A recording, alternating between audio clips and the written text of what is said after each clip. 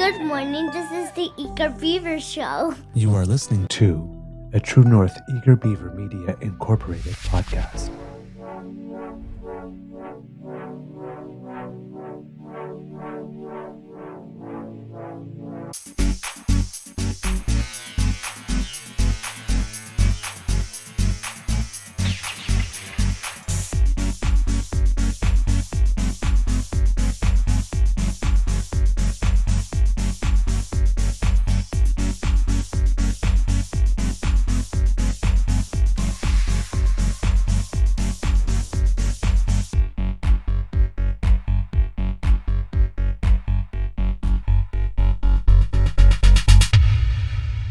True North Eager Beaver podcasts are proudly brought to you by our founding sponsors, the Miss V Mysteries from Corvid Moon Publishing, your source for science fiction, fantasy, and cozy mysteries featuring a broad diversity of characters.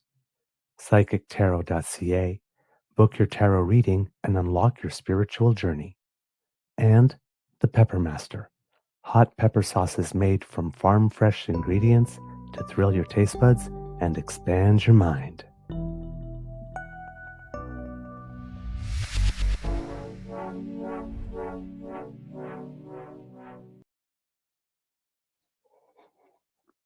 Well, good morning or afternoon, depending where you are. And hello, kids, and welcome to Season 4 and episode number 618 of the Daily Beaver Morning Show, or Daily Beaver Afternoon Show. No, well, not so Daily Beaver Afternoon Show. Here. But still 100% Canadian. I'm your host, the Eager Beaver. Pronouns he, hey. Oh boy, I'm having trouble today. He, him, hey, Mr. Beaver, eh? And here's my good friend, Mr. Grizzly, with me as always, doing double duty. Today, recording day is still Friday, April 4th. 2025. We had just so much content for you, and we wanted to make sure that you could go into the weekend with competing impressions of the two main leaders of the two main parties after the Trump tariff, because we didn't want the news to go stale, and we have a feeling that there might be a lot of news on the weekend, so wanted to get it out now. So thank you for joining us yet again. A big thank you goes to our podcast founding sponsor, the Pepper Master, the Miss V Mysteries from Corvid Moon Publishing, and PsychicTarot.ca. Mr. Grizzly, how is your mental health today, sir? A-okay. Despite some technical glitches earlier, we're going to pretend like nothing happened and just pick ourselves up, dust ourselves off, and start all over again. Yeah, I don't know what it was, a restream issue that we were having. It was literally nothing to do with you or my computer. It was literally a restream because when I logged back in, I was in focus. I wasn't fuzzy. The only thing that if we record and restream, we can record in 1080p.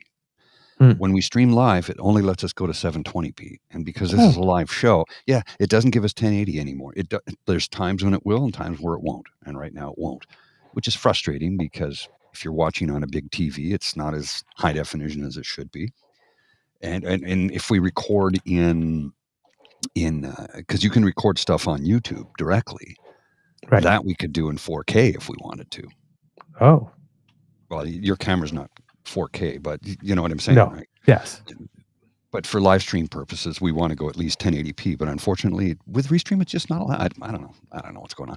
Keep in mind, though, Restream is a company from Ukraine. So, the fact that they're still operational and have been for the last 3 years while there's a war going on, I think we can say, well done, folks. Yep, absolutely. Absolutely. All right, kids and cubs. A little bit of tidbits before we get into it. Some employment numbers came in from Statistics Canada. Employment fell by 33,000 in March, and the employment rate declined by 0.2 percentage points to 60.9%.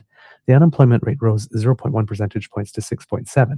Total hours worked rose 0.4% in March, following a decline of 1.3 in February. On a year-over-year basis, total hours worked were up 1.2%, and average hourly wages among employees were up 3.6%, up another $1.24 to 36.5 cents an hour on a year-over-year basis in March. following growth of 3.8% in February, not seasonally adjusted, so wages are still growing faster than inflation at the moment. Employment fell by 21,000 among men aged 55 years and older in March, bringing the cumulative decline for this group since the beginning of the year to 47,000, down almost 2%. So it seems that men over 55 in general are having trouble finding work. Gee, you say that. How odd. What a strange Yes. statement to hear from somebody who will soon be 57. The employment rate for men aged 55 and older fell 0.4 percentage points to 38.8 in March, the third consecutive monthly decline. In total, there were about 1.5 million unemployed people in March, up 36,000 in the month, and up 167,000 on a year-over-year basis. Among those who were unemployed in February, 14.7% became employed in March, but long-term employment has risen. The proportion of unemployed people searching for work for 27 weeks or more stood at 23.7% in March 2025, up from 18.3% in March 2024. So, right when they were saying, like, we need people, then, whoa, you brought in too many people. Okay, so They obviously need the people. I mean, look how much. Yeah. It was 18.3 back then. Now it's 23.7. They do need the people. They just don't need people my age. It seems. Right. How odd. Well, and maybe because you're more experienced and they demand to be paid more. That might have something to do with it, do you think? Yeah. And didn't this might be the place where, having been a person at the top of the white privilege pyramid, may be a disservice. Yes, because if we spent all those years paying those people more, and now we want to cut the people we pay the most, well, yeah, guess who? Yeah, it's troubling to me. I talked about it the other day on my ASMR, how I said, during the day on Monday, I took care of a number of things, and I felt like I have purpose again. Because when you don't have a job, you feel like you have no purpose. And that's why so many people who, when they leave the workforce, when they retire, if they don't have a plan for retirement, they tend to not live very long. Some by their own hand, many just die because they're listless. They feel purposeless, and think, it's going to be so great when I have all this free time. And it's like, yeah. And in 6 months, when you've got all the tiny little projects out of the way that you've been pushing off to the side for the last 30 years, once they're done and you discover there's nothing else to do, that's why you see a lot of seniors going back into the workforce. Yep. It's not a money thing. It's, I need purpose. I need to feel like I'm part of society. And up until, I've not been feeling that for a while. I mean, certainly we do this every morning. Yes. And I work, there's a lot of production side that nobody knows about. It's what was it somebody said to me the other day? Photographers, they show up for the wedding, they get paid $3,000 for 4 hours work. I'm like, no. No.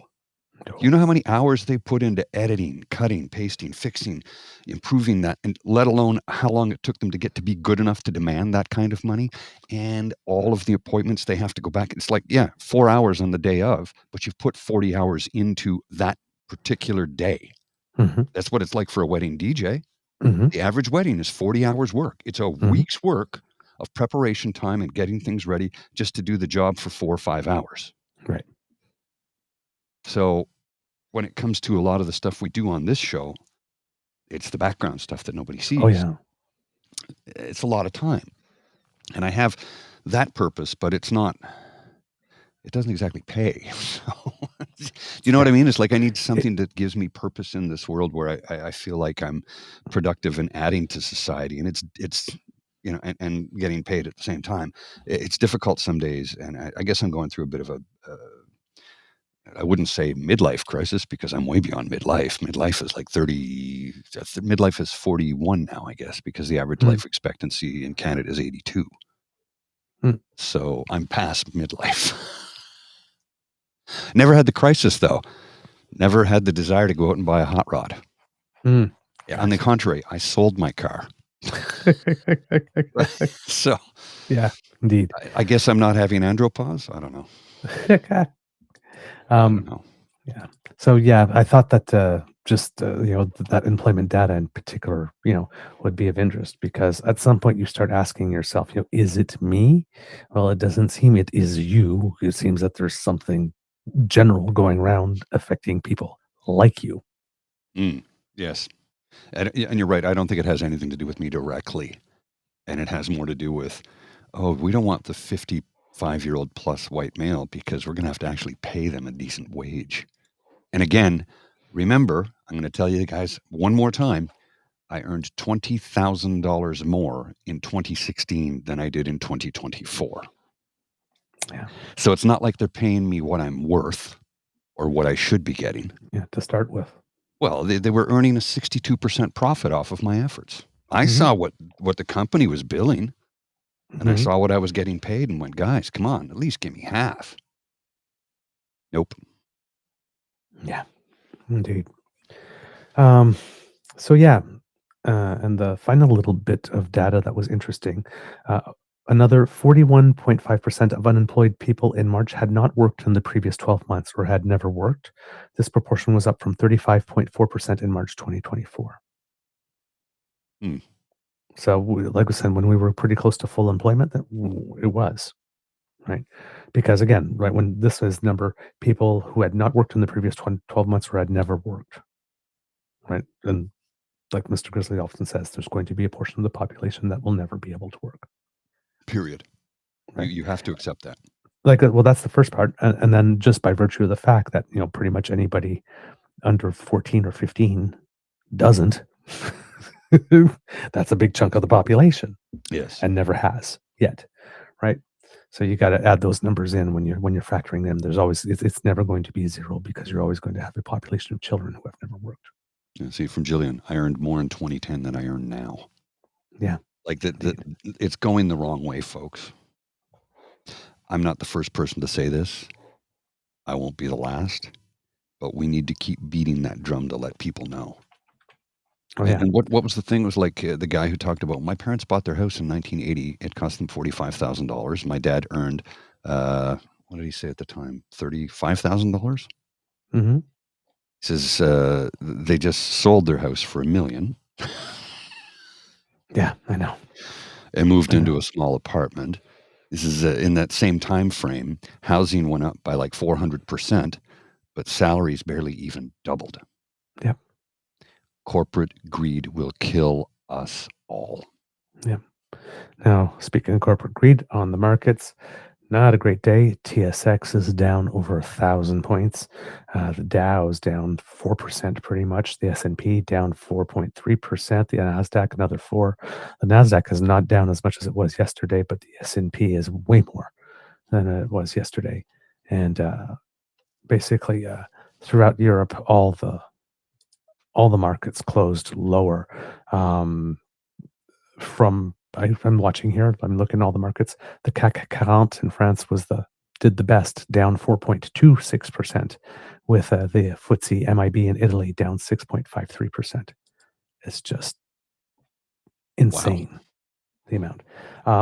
Oddly enough, curiously enough, the Canadian dollar Rally is holding up really well, because a lot of people were saying, it's terrible.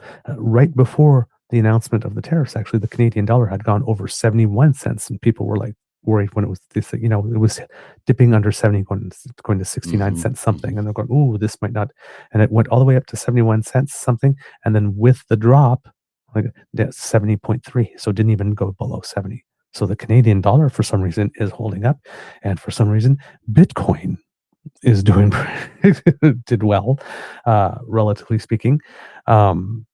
They're predicting it. It's right now. It had broken 100,000 at one point, and it's under that. But there's some people saying it could go up to 170,000 by the end of the year. I'm not sure about that, but we'll see. But what's really going crazy has been gold. Oh yes, gold's at record highs. It just went right through the 3,000 an ounce mark. Like this broke 3,100. Had a bit of a dip today. But yeah, since about, if you look at the gold chart and you look around the end of November, which is about 6 months ago, it hit, it was that was the low, let's say, over the last 6 months for gold, and it was under 2,600. Wow. So gold has gone up over about, depending on the day, $400 to $500 an ounce since Inauguration Day. That's pretty That's wild. a flight to safety. Yeah. And, that amount, I mean, it's a heavy, very, very heavy percentage upwards. So, yeah, a lot of people, I'm looking here, the 1 year, gold has gone up 33% in 1 year alone. 34, about 33, 34. That's a big jump. That's a huge jump. And 17.4 in the last 6 months, up 6 in the last 30 days. That's interesting. Hyperty. How do I say it? Is it Hyperty? 007? douBBle. I've been delivering gold every day for the past month. He's a courier. Wow. Yeah. So something to consider. I remember years ago, 2008, when we had the big financial crisis, a buddy of mine who was working, you know what, I'm just going to say he was working in the federal government. I'm going to leave it at that. He said to me, he says, in the future, I'm going to start to buy gold, and I'm going to buy as much of it as I possibly can because it's real, it's tangible, and people, he says, and the other thing I want to do is, he says, invest in oil. And I go, oil? Aren't we going to be moving towards green? He goes, short-term oil, long-term gold. Yes. I'm sure he's been buying tons of it and is just smiling. People who bought into some natural gas at the beginning of the winter are a little happy now too. Oh, yes. So, natural gas has been on a weird ride for the last while, but yeah, lately did pretty good. All right, so that's the financial stuff that I wanted you to know, because there was some with all the tariffs and whatnot. There is actual other financial news going on. Very quickly, because we had to restart, so I'm just going to go through it quickly. We didn't do it this morning, but there's a little bit of polling data, not very much new. There's one company that has new data. The rolling companies are right now in the interval period, so there's nothing new today. The one that came out is an outlier showing the Conservatives +1. So that was kind of interesting. They did ask some qualitative questions, and it would seem here that based on the data, that more people, of the people that have heard of Mark Carney, he has a 7% net favorable rating. Of the people who have heard of Pierre Poilièvre, he has a negative -3. In this data, it's really interesting to note that 7% fewer of Canadians say that they've heard of Poilièvre than they've heard of Carney, especially when you consider the amount of money and time he's put into doing media and content and all that type of stuff.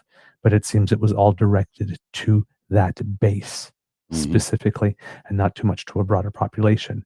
But you just, like, with the sheer amount of content that he has put out, that more than 52% of Canadians would have heard of him.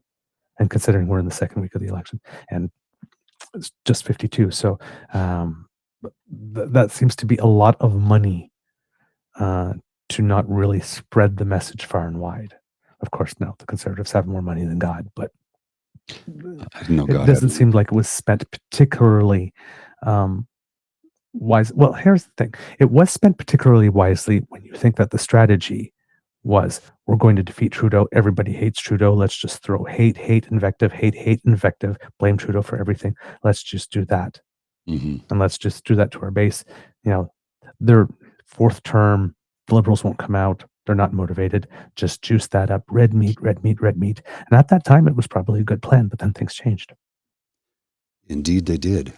Oops. I just noticed a comment from Legally Ms. Juno saying ASMR voices, so I thought I'd give you a taste of my ASMR voice.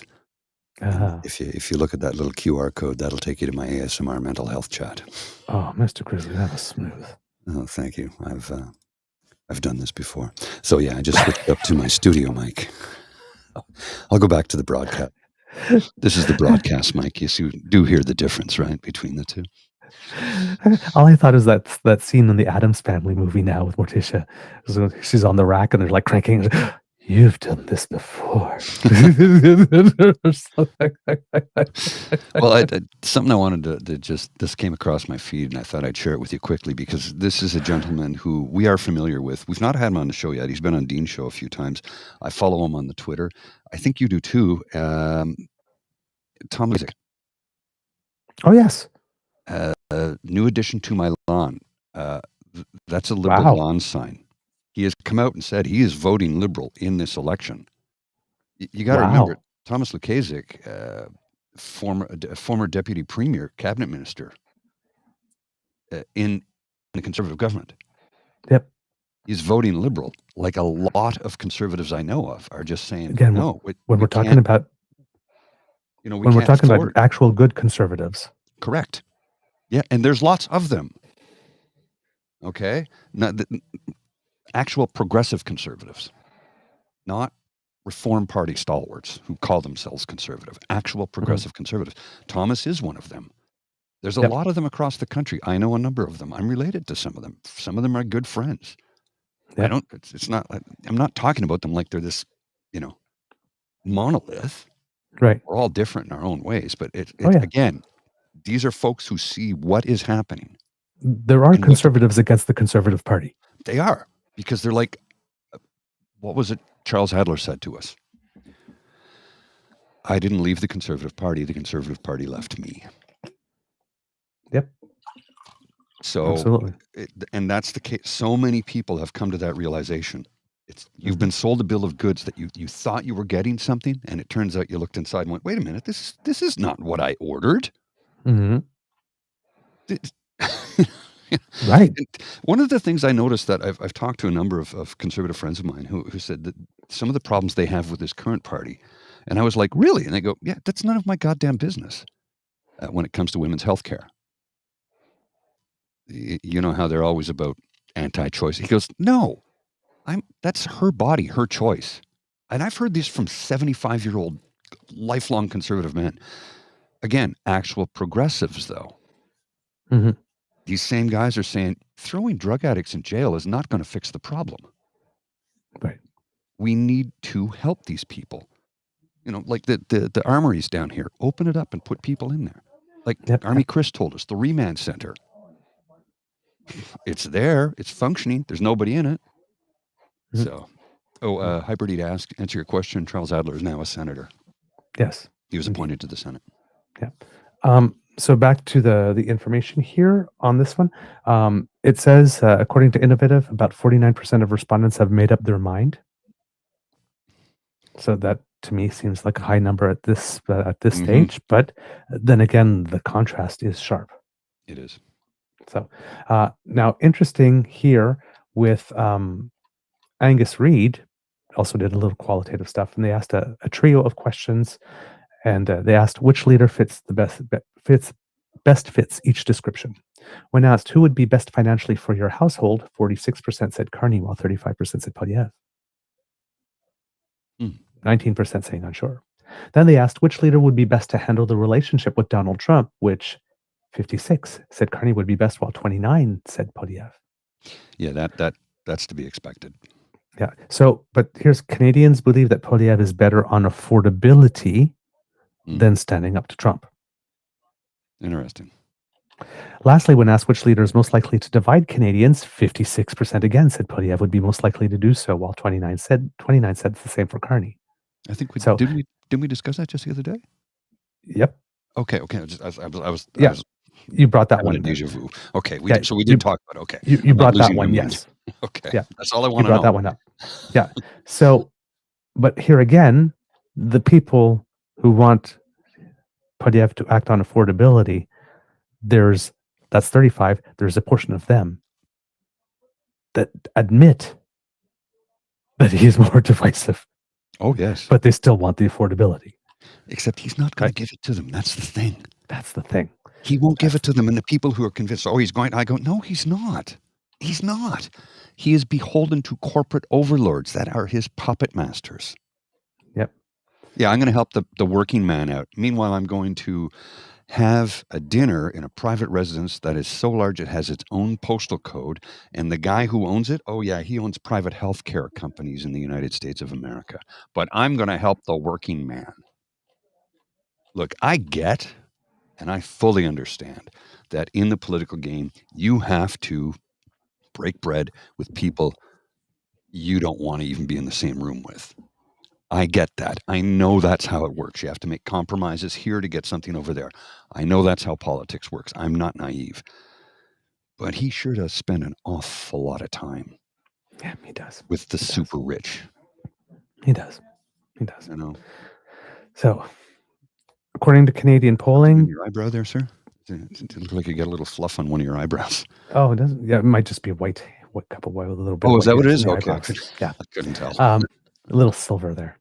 Okay. So polling Canada, everything the same. Liberals drop under 200 back to 199. Conservatives gain a seat. According to CBC Poll Tracker, things are pretty much stable, the same thing.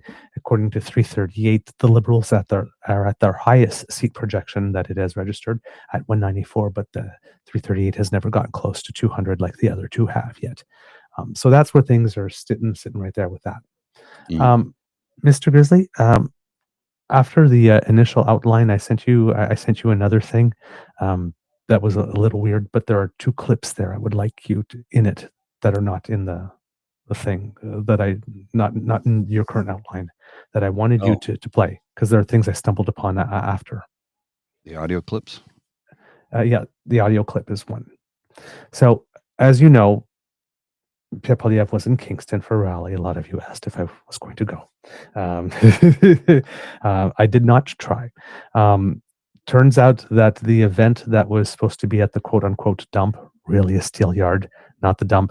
We had somebody write us because there actually is a refuse. The company has two sites, and one's actually a refuse place, not wet garbage and stuff like that. But if you're like doing home renovation and you've got a whole bunch of stuff like this, and then they have their steel yard. So it was supposed to be at a steel yard. It got moved to somewhere else, apparently because there were concerns for weather. That's weather reasonable. Was cool, and there was supposed to be some rain, but it seems that there were some concerns that there would be some freezing rain again. Because if you just looked at the weather report, -2, -3, maybe a little snow. Yeah. Why would you expose people to that? I mean, really? Yes, indeed. But it seems that so it was moved from there. So it didn't ultimately happen at a dump. just so you know. So it was a little less Four Seasons landscaping, a little more. It was they went to a warehouse of some kind. But that evening he had. So we'll show you a clip from that. But there's an audio clip because he had a rally. And in the evening, and this is from the Hurley-Burr Curse of Politics. No, the clips you sent me are the exact same clips. They're both YouTube clips. They're both the same thing. Damn, the copy paste didn't work. Yeah. Okay. I just wanted to say that before you set it up. Okay, then let's start. Okay, then let's start with the Kingston clip, and I will find the other one for you while that's playing. Just give me a second here, and I'll pull it up and put it on the screen and share it for all the world to see. The whole world's watching. Now remember, he's not like Trump. No. And this starts at the 41-second mark, correct? Yes. Okay. That was the audio one that started at 41. Yeah, I don't have that one. I just have okay, hold on. The timestamp for the other one I do have is 21:41. Okay, there we go. All right. Yeah, because I don't have the audio clip. So he's made his announcement, and this is the first question he has asked. Okay, 1 second, and I will share that with you. Let's hear what he's got to say. Good morning, Bill Hutchins with Kingstonist.com. Hi, Bill. How are you? Great. How did you like our rally yesterday? It was nice. Big crowd. Very big. How many people do you think were there? 3,000 to 4,000. It's pretty big. When was the last time you had that in Kingston? It's been a while. Yeah. But I understand too that a lot of your supporters came out from across the region as well, not just this riding. So that was nice of them in this rain. It was a rough night to drive in. I don't know. Did John A. Macdonald have crowds like that when he was the MP here? He may have had a few crowds around City Hall back in the day. As a matter of fact, I was going to ask you about, one of the questions I'm going to ask you is about putting... What is his fascination with John A. Macdonald? Well, number one, but number two, someone seems to be a little obsessed with crowd size. There's a size thing with this man. Well, look at my crowds. Look at how big my crowds are. Yeah, it's the same group of people. They're groupies. It's like a Grateful Dead concert, man. 70% of the people there were at the last show, too. It's a 15% tax cut. Carbon taxes will go up 400%. Mm-hmm. Man's obsessed with size. If you pull that leg, it plays Jingle Bells. All right, we'll continue here and let him answer this question. Sir John A. statue back in Kingston, and the impact that might have on Indigenous relations and truth and reconciliation. Oops. But I did want to also touch on this other question here, that experts have predicted that Kingston will be kind of shielded from the impact of the severest impact of the tariff war, partly because we're a government town. Lots of government employees, including a large military base, as you know. But you talk about slashing government jobs and bureaucracy as part of your platform. So I want to know what you would say to those anxious federal workers in this and other communities across the country. Are their jobs safe in these uncertain times? Okay, let's stop right there. Yes, we've said our reductions in the federal bureaucracy will be done. Didn't want to stop for me there. Do you know what the journalist did there, or how he screwed up, right? I wasn't paying that much attention. I was trying to pay attention to something else. Sorry. Asked the question about the statues and how putting it back, how it might impact, or how he thought it would impact Indigenous people. Right, right. That's a tough question. Mm-hmm. But I also wanted to ask something about the economy. So guess what Pierre is going to do now? He's just going to only answer the economy question. He won't touch the other one. Well, Survey says? I wasn't actually paying attention to the second question because I heard the first one. I said, "Ooh, yeah, that's good." And of course, he doesn't even address it. Well, survey says, let's see if you're right. All right. Let's just go back to the annoying little pipsqueak. He used to like to be called Skippy, by the way. Apparently, he doesn't. Oh, he did. Okay. Yeah. Oh. By attrition, we have let's back it up a bit. And bureaucracy as part of your platform. The severest impact of the tariff war, partly because we're a government town. Lots of government employees, including a large military base, as you know. But you talk about slashing government jobs and bureaucracy as part of your platform. So I want to know what you would say to those anxious federal workers in this and other communities across the country. Are their jobs safe in these uncertain times? Yes, we've said our reductions in the federal bureaucracy will be done by attrition. We have 17,000 public servants who voluntarily leave every single year, many to retire, many to accept other job opportunities, and that allows us to reduce the cost of the bureaucracy without giving out mass pink slips. I would also add that we're going to expand our military, which will be great for Kingston because of the wonderful military footprint we have here. I think we also know that there are a lot of entrepreneurs, small businesses, manufacturing businesses like this one here, Can Coil, who will benefit from my Canada First economic plan to bring home jobs. Yeah. We're going to cut income tax so that workers pay. You can stop that there. I don't need to hear any more of this. Now, he now the thing is that people notice that he has not answered that. So if you can go to 2502, is where a journalist says, yeah, but about the statue. Now, again, journalist, the question is not about the damn statue. It's about Indigenous people. Yeah. And their relationship to the statue. So again, by not being precise with the question, watch what he does. Change. Thank you. Thank you. Next question. The statue. I mean, I believe we should put the John A. Macdonald statue back up. I mean, you agree with that? What do you think? Look, It was John A. Macdonald who first had the vision of resisting American annexation. His entire life was dedicated to a great East-West nation. That's why he put together Confederation and why he built the railroad. An East-West railroad was designed to bind. I'm posing a legitimate question here. This is a beer. It's after 12. It's 2 o'clock in the afternoon. I'm working, well, podcasting. Has he been drinking? I'm posing a legitimate question here. He slurred his words a few times. He's stumbling about. I don't care if he has. I'm just curious because I believe he has a substance abuse problem.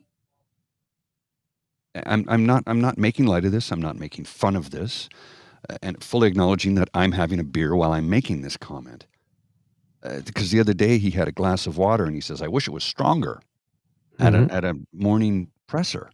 Yep. And you know I despise him with the white hot intensity of 1,000 suns. Yep. But he is a father and he is a human being.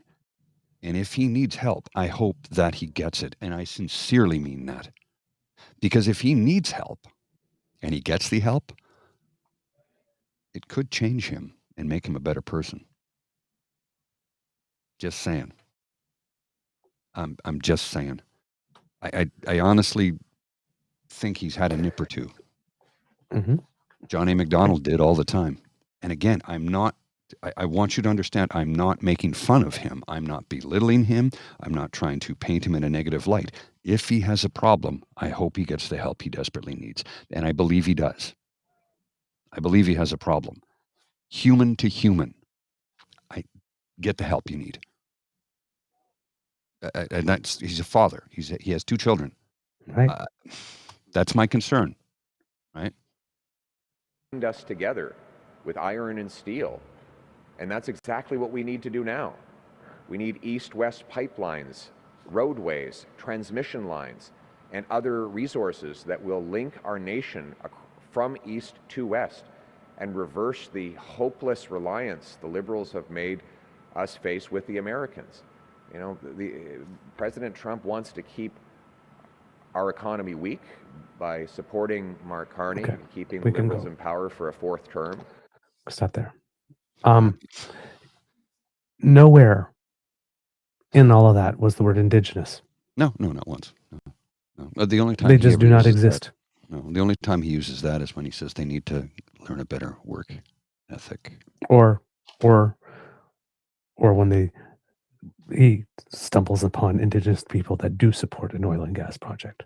They say, let them have the choice to choose what we like. They can't be blockading that train in Belleville. You brought coffee and donuts to people who disrupted the lives of 150,000 people for 3 frickin' weeks. Yeah.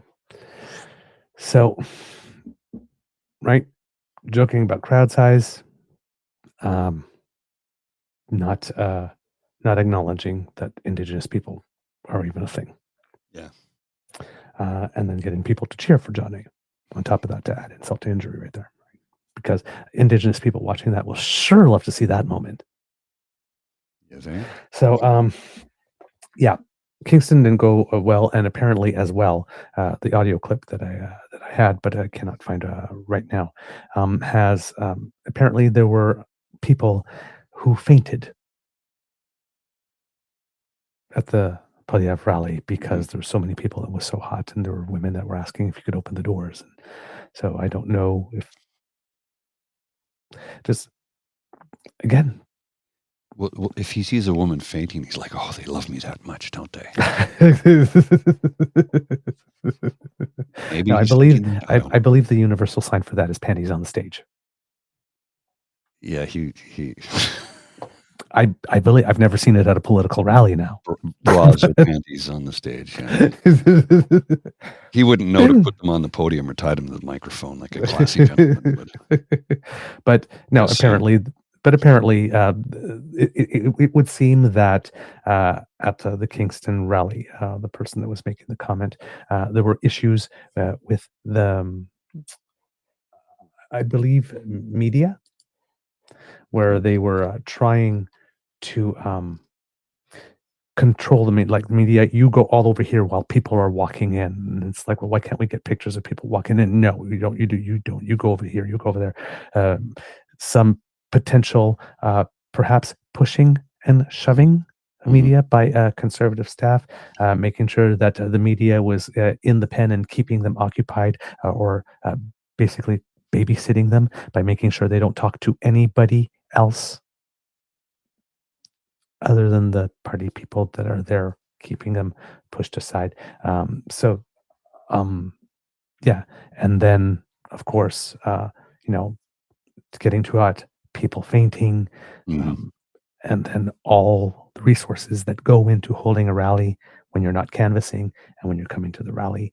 These are the people who are already pretty much predisposed to voting for you. And then at a time when you need to pivot, your rally message is given the people who like the red meat, their daily dose of red meat, which is unfortunately at this moment the complete wrong tone for the moment. So now you got images of you feeding red meat to someone in the evening while trying to be prime ministerial during the day. And don't make sensey. Let's not forget the posts I've seen online from a few different people who were at these factories or companies, whether manufacturers, whatever they're manufacturing is. I'm not going to get into the nitty gritty of that, but when he was in New Brunswick, he showed up at a place and had his props in the background, didn't meet a single one of them, didn't speak to any of them, didn't shake a single hand. You're just merely set dressing to him. And some people are beginning to realize this. They're like, I thought he was a real. I'm like, no, you don't matter to him. You never have. He couldn't bother to call Doug Ford after he won. Yeah. What's he going to do for you? He called Doug Ford, 2 months later? After he needed help for himself. Yeah. This is a self-centered narcissist man-child. He's a teenage boy in an adult male body. He has not grown one bit from the age of 15 when he was in high school. And again, like I said, I know people who went to high school with him. They said he's the same guy he's always been. He hasn't grown one bit. This is what Arrested Development looks at 40-something. Shit, that should be if you look up Arrested Development in a dictionary, it should have his photo underneath it. Yeah. And I'm being polite. Yes. So now we move to Pierre Poilièvre Gaslight Hour. Kids and Cubs. Because once again, the leader of His Majesty's loyal opposition decided to be completely disrespectful to the Prime Minister of Canada in an attempt to preempt him by going first. He did that on campaign launch, and he's doing this on quote-unquote liberation / whatever day. The context here is that it's billed. Like, what's the title of the video, Mr. Grizzly? Title of the video? Gaslight Hour. No, the YouTube link. YouTube. Pierre Poilièvre makes policy announcement in Kingston, April 3rd, 2025. What policy does he actually announce? Well, okay. No, that's not the. Sorry, my bad. I misdirected you there. I need you to open.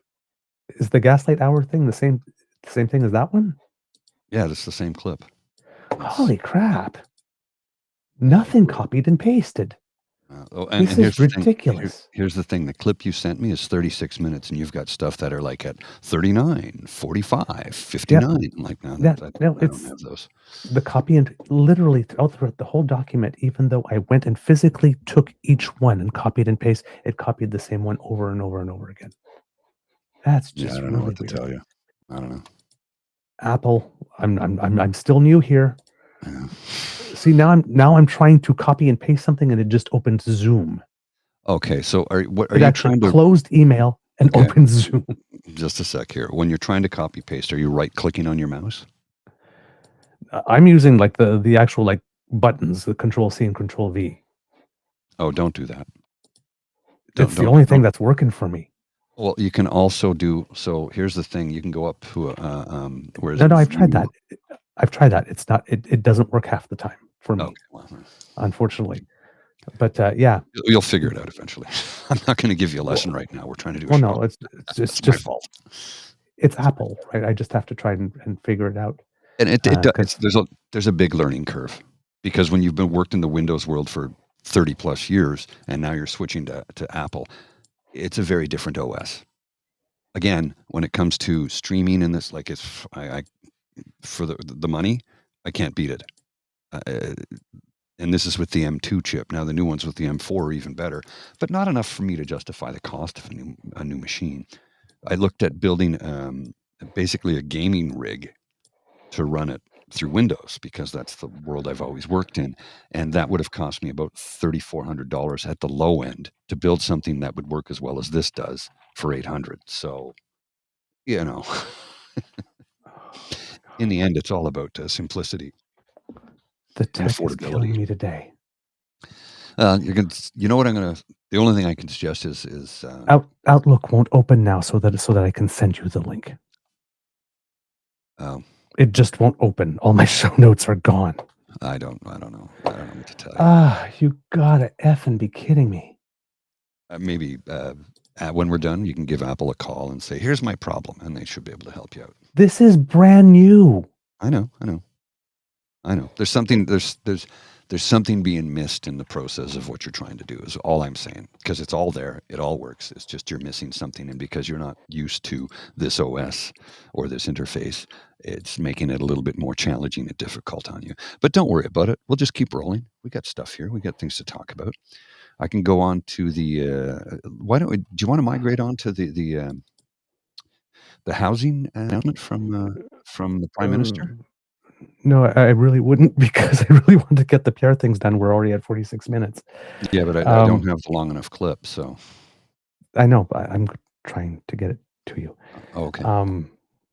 So if you have something that's not these things that if you would like to talk about for a second, I could that you had spotted, that would help with great stuff.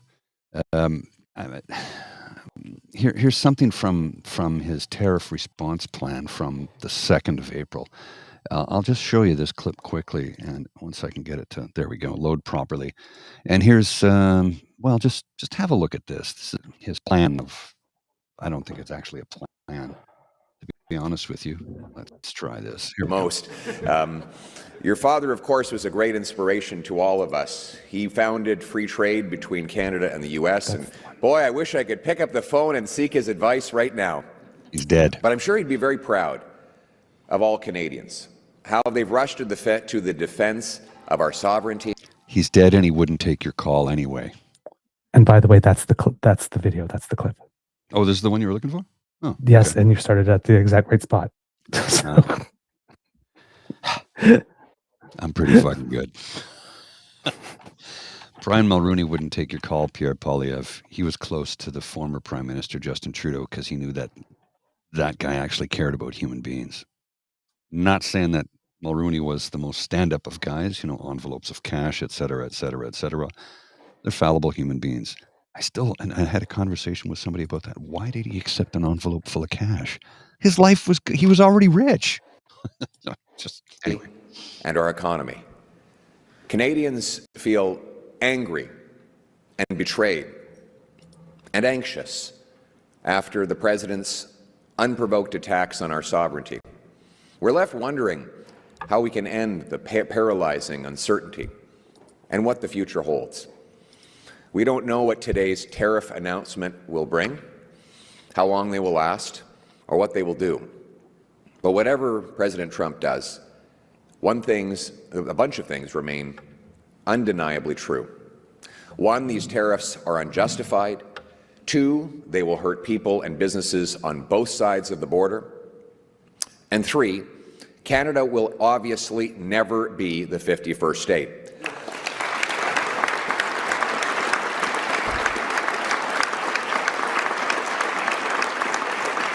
But we need a plan going forward, a plan that is both strong and effective.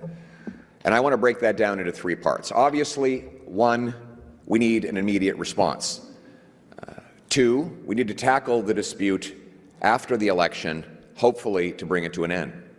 But 3, perhaps most important of all, we need a long-term plan to build our economic fortress in Canada so we are never vulnerable to these kinds of threats again.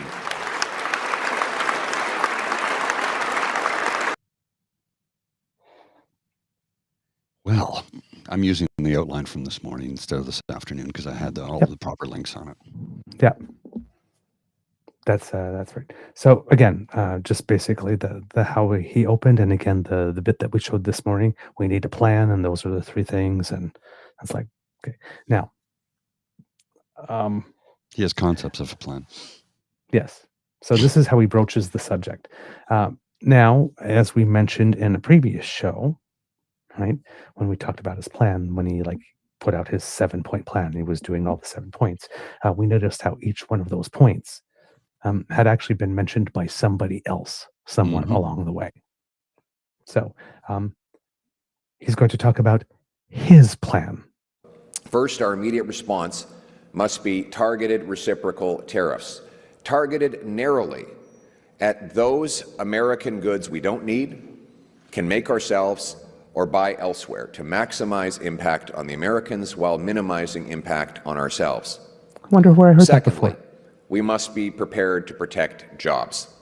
Keeping Canadians working should be our top priority. And that's why we need to focus on maintaining the link. If a worker loses his job, it's much harder, longer, and actually more expensive for the government to try and get him back into employment than it is to try and keep him working in the interim period while this dispute is on. The Conservative government, if elected at the end of this month, will launch a Keeping Canadians Working Fund, a targeted temporary loan program for businesses that are directly hit, helping them keep workers on the job. Very similar to the type of program that John Baird initiated when we were in the Harper government during the great global recession, binding people to their jobs, keeping their paychecks going. Well, we can get... I don't remember that. Do you? I don't particularly remember that. I'm sure there might have been something, but I remember that during COVID, though. Yeah, I do remember COVID. I'm not saying that it never happened. I don't recall that. Mm-hmm. I don't recall them doing much for us during the 2008 crash. They bought GM and sold them at a loss. I remember that. Yeah. I remember that well. Okay, we'll continue here for a few more seconds. Through this trade dispute, will help keep the horizon bright and keep our economy stable. Okay. Okay. Now, you will notice also in that section when you talk to, if someone loses his job, he will. Not their job. Yeah. Because he wants women to stay home and be broodmares for the state. So if you were listening to us this morning and many other shows, we need to impose tariffs that inflict maximum pain over there with minimum disruption over here. That's Mark Carney's line. The guy took Mark Carney's, like when you're writing an essay and you see a line that you like, but you're not allowed to say it the same way when you're in high school before you get to university and you know better. And then you just break out your thesaurus and say the same thing, but with more and better words. That's what he just did there. I just want to ask you something here quickly, sir, because we've got a lot more to get through here, but I want to ask you, and we're running tight on time, but I want to ask you something quickly here. Does he, in this speech, talk about how we have the best vetting process? Look at these candidates we've eliminated because we vetted them.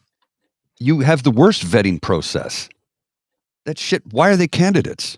If you had a good vetting process, they would never have been candidates to begin with. Yes.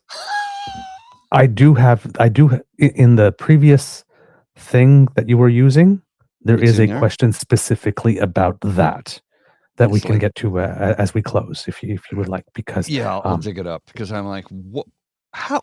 That is, if you had a good vetting process, they would not have been candidates to begin with. Yes, he actually tries to sell his. Yeah, the election's underway. We have the best vetting process. See, we got rid of these candidates. They shouldn't have been there to begin with. That is a good vetting process. Yes. He literally tried to sell that exactly like that. You know what? There were people who will snort that up. There are people who will snort that up. And I would say to those people, if they vetted them correctly they never would have been there to begin with. Mm-hmm. And there's two more now. There's a guy named Aaron Gunn, who apparently chiefs are asking for him to be removed because I For believe damn good residential reason. school denial. And there's a guy right here, Brian Patterson, who apparently was a youth pastor at a church that seems to have engaged in some conversion therapy. And even though he says he denounces it, whatnot, and as mayor established a fund to help people for victims of conversion therapy, word on the tweet is that some intrepid journalists might want to look at the dollar amounts and where they're going. Mm-hmm. Might want to, and see if there's any other reason than actually just wanting to help people who have been targeted by that. Sorry, I know this is just off topic, but I had to put this on the screen from PNC Bio. The USA is now importing eggs from countries they have just put tariffs on. So in an attempt to lower the price of eggs, they're now going to fly them from overseas and pay an extra 25%. Oh my God. Darwin, come collect. Asteroid? This way? Jesus. Oh my God. We are not dealing with the sharpest ice picks in the drawer.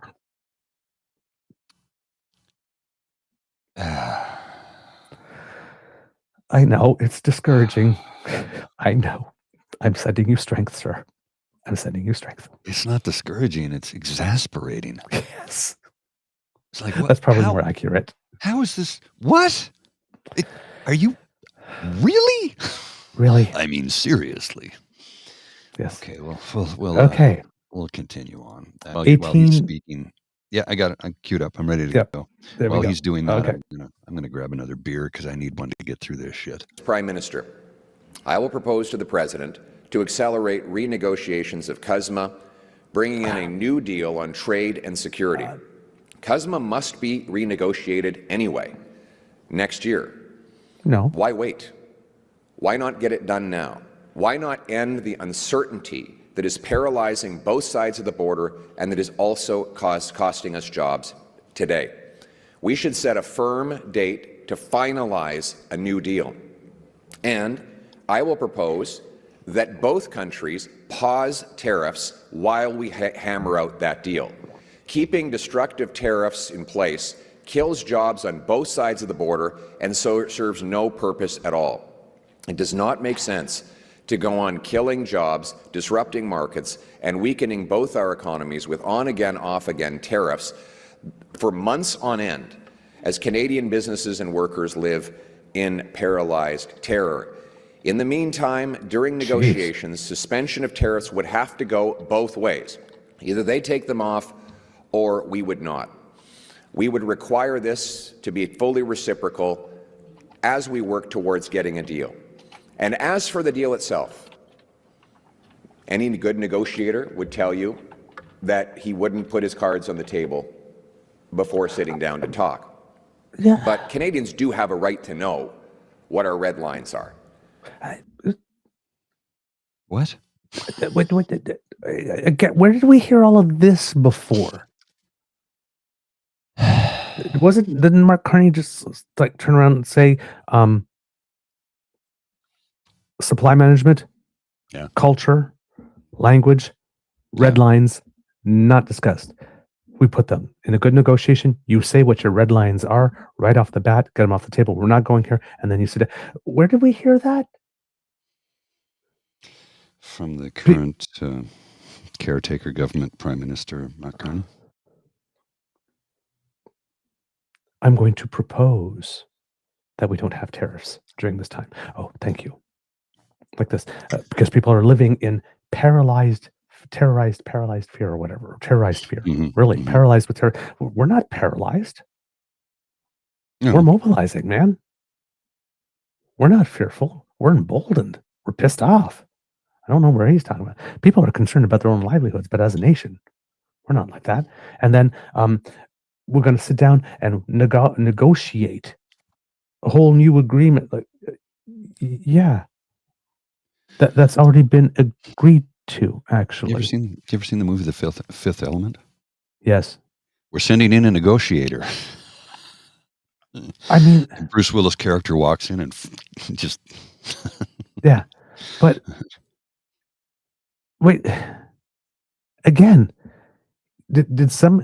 This is the guy that said that went out and made a big deal of Mark Carney allegedly plagiarizing people for his doctoral. This entire speech is lifted, passed through a Chat GPT type thing, saying, "Say these same things, but with other words." make it Mark And Carney he's repeating them with a couple extra words. Yeah. Notice the slowness of his pace. Notice that he's in his lower register. We have to make the workers. Notice he's not flapping his hands. Notice he's not pointing at things.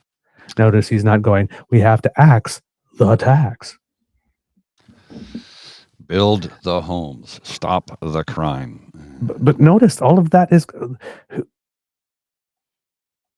When I said single white female, he's doing... Listen, if you can't beat Mark Carney, be Mark Carney. Yeah, well... Like I said, do you notice? So that was April 2nd, that clip. And the clip we looked at earlier was from April 3rd. Today's April 4th. And I noticed that there's a little bit more gray in his hair here. Yep. The day after that. Yes, they're deliberately doing that. Mark Carney went and got a haircut, spiff up, and he's doing reverse just for men. Yeah. He's doing a touch of gray. It certainly seems like it. I'm not the only one who's noticed this either. I know you noticed. I noticed it immediately. I'm like, What's going on here? Other people have pointed this out to me. I go, did you see him? But now, I go, yeah.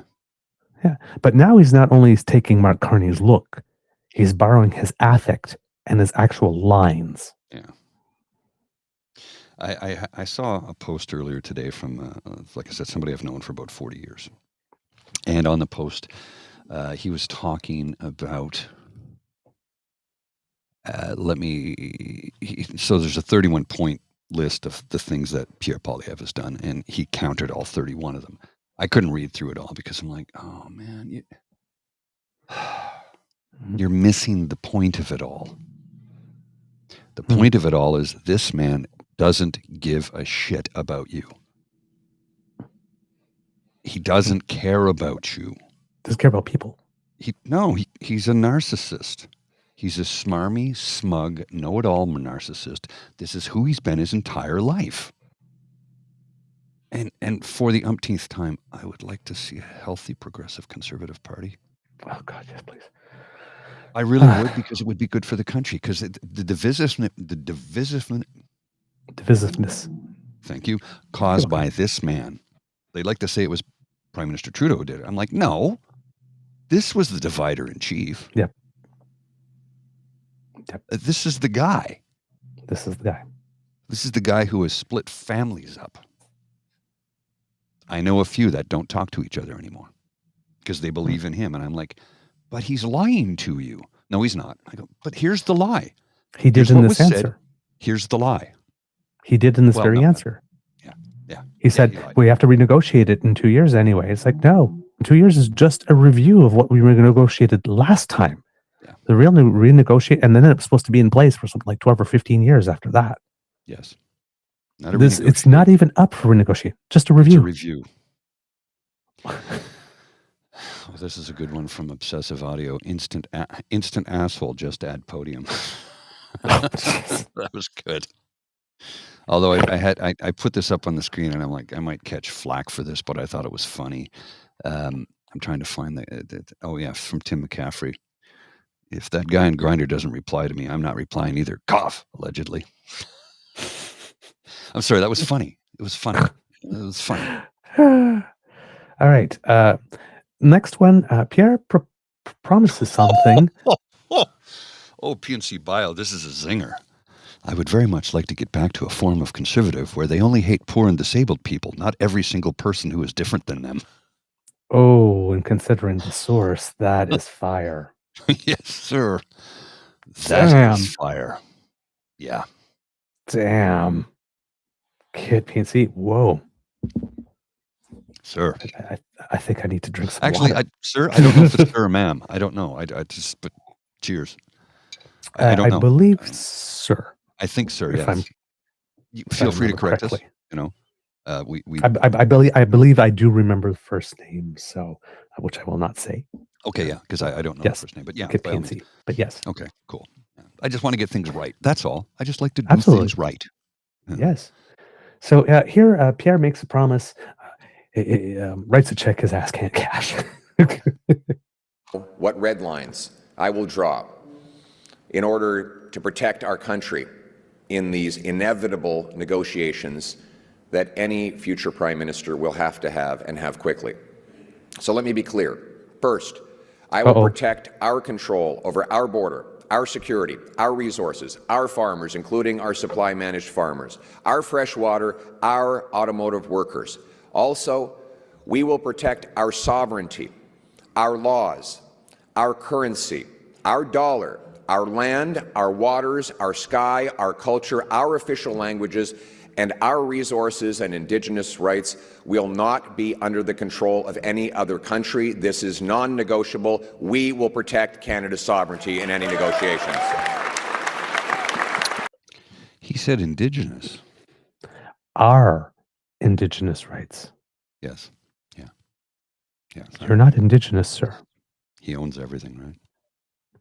And then there's a lot of things in there that are, I mean, supply management, language, culture, our air, our water, our this, our that. Like, you can't protect single-handedly the dollar, our automotive workers. Oh, No. really?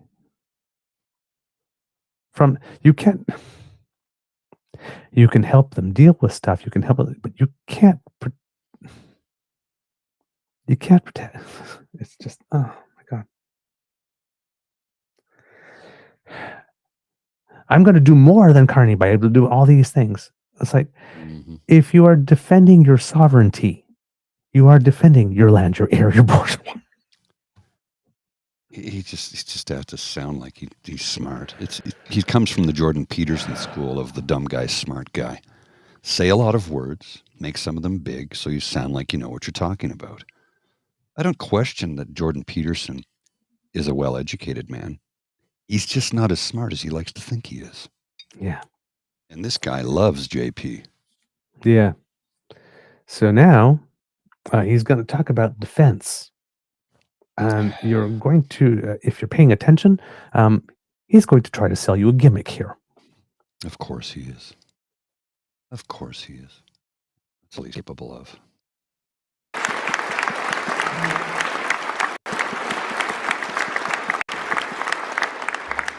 Second, for years, the Americans have demanded we do more on defense. But the truth is, Canadians have been demanding exactly the same thing. And so I will commit that any extra revenue generated from expanded trade with the United States will go right into our armed forces. We will hit our... Wait, I'm going to stop right there. Expanded trade into the United States? We're not doing that. We're subtracting trade with the United States and trading with Europe. Mm-hmm. And where's How he many going people to invest miss that? And where's he going to invest all that money from expanded trade with the United States? Well, this is the thing. There is no expansion of trade with the United States. I know. So where's he So going there's to no invest money to all of invest. that money? Yes. So where's he going to invest all of that no money? Nowhere. That's a little bit of doublespeak for you, but it's like expanded trade. We're not expanding trade with I know. the United Okay, I'm asking you to get out of the pedantic. I know you cannot invest no money nowhere, but where is he saying he's going to invest all of this money that we know is no money, but it says will exist? Into the military. Uh-huh. So zero spending. Zero spending is what it is. It sounds like he's saying something good. For somebody who's not paying attention, they might go, oh, well, that's good. We're going to beef up the military. Mm-hmm. No, you can't give them something you don't have. Now, but let's even say that we did have expanded trade with the United States. Mm-hmm. He's going to put all of the money with expanded trade into the military. All of it? This guy has a thing with pre-committing us to stuff, like his tax cut that he announced as 15%, which is really 1.125% for the first 2 years and then 2.25% after that. But he's already pre-committing the Canadian budget to have an increase of that tax cut 2 years from now, or 3 years from now, I should say, without knowing what the financial conditions are going to be, considering that we're in a time of high instability and unpredictability. You don't want to make a 5-year commitment ahead here. Because if we have expanded trade with the United States, all of it's going to go to the military? Really? Yeah. Because we don't have any other needs? But so you're already taking the foreign aid budget to build that base in Iqaluit. Like this, and then you've got that tax cut, which is $7 billion a year for the first 2 years, and then $14 billion. But you took that from your counter tariff money that you now need another $8 billion. Like, again, when this guy comes up with this cost platform, if he does, because he promised one, it's going to be fun with numbers. None of it's going to make sense. Especially if he's keeping childcare, dental care, and pharmacare. If only keeping childcare and pharmacare, like not adding or expanding, and childcare, well, as the kids age out, not renewing it for other people. I mean, well, it's at least 5 or 6 years, right? Before it would get phased out. This statement here from Tim McCaffrey: the military is a weird thing. Many soldiers think the Conservatives are better for them, even if spending less historically. Not just soldiers, but CF members, Canadian Forces members. Many of them think the Conservatives are better, except if you sit down and explain, as I have done with friends who are in the forces, and I go, well, historically, the Conservatives have cut you off. What are you talking about? Who bought the F-18? Well, that was Pierre Trudeau.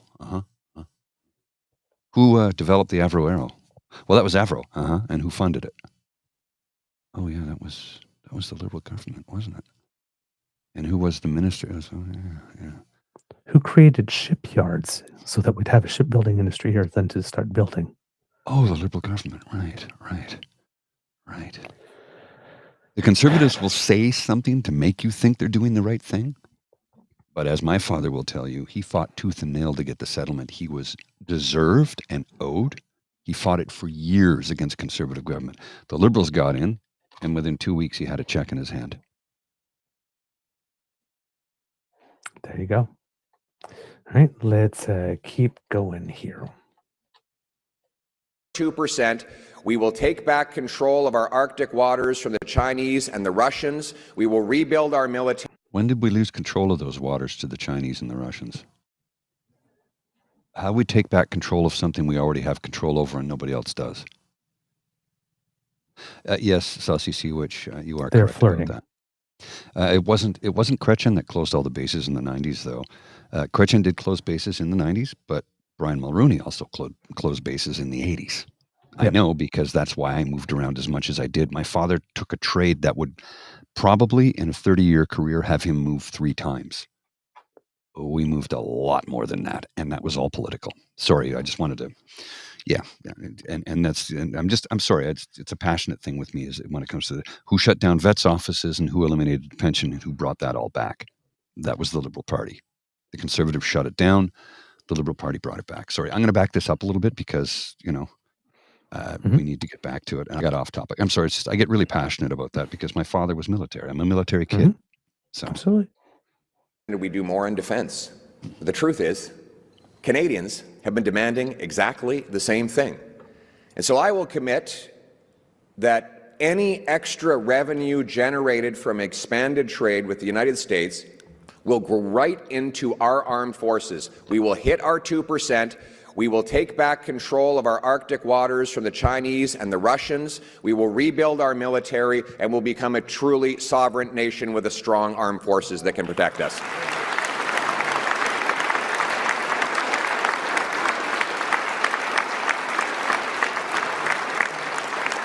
We will not do this to please President Trump. We will do it because it is right for Canada, especially in light of America's growing ambivalence towards NATO.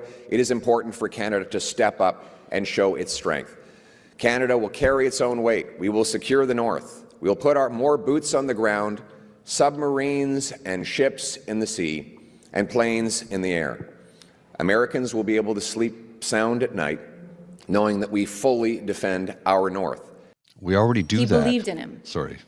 We already do that. We already do all of that.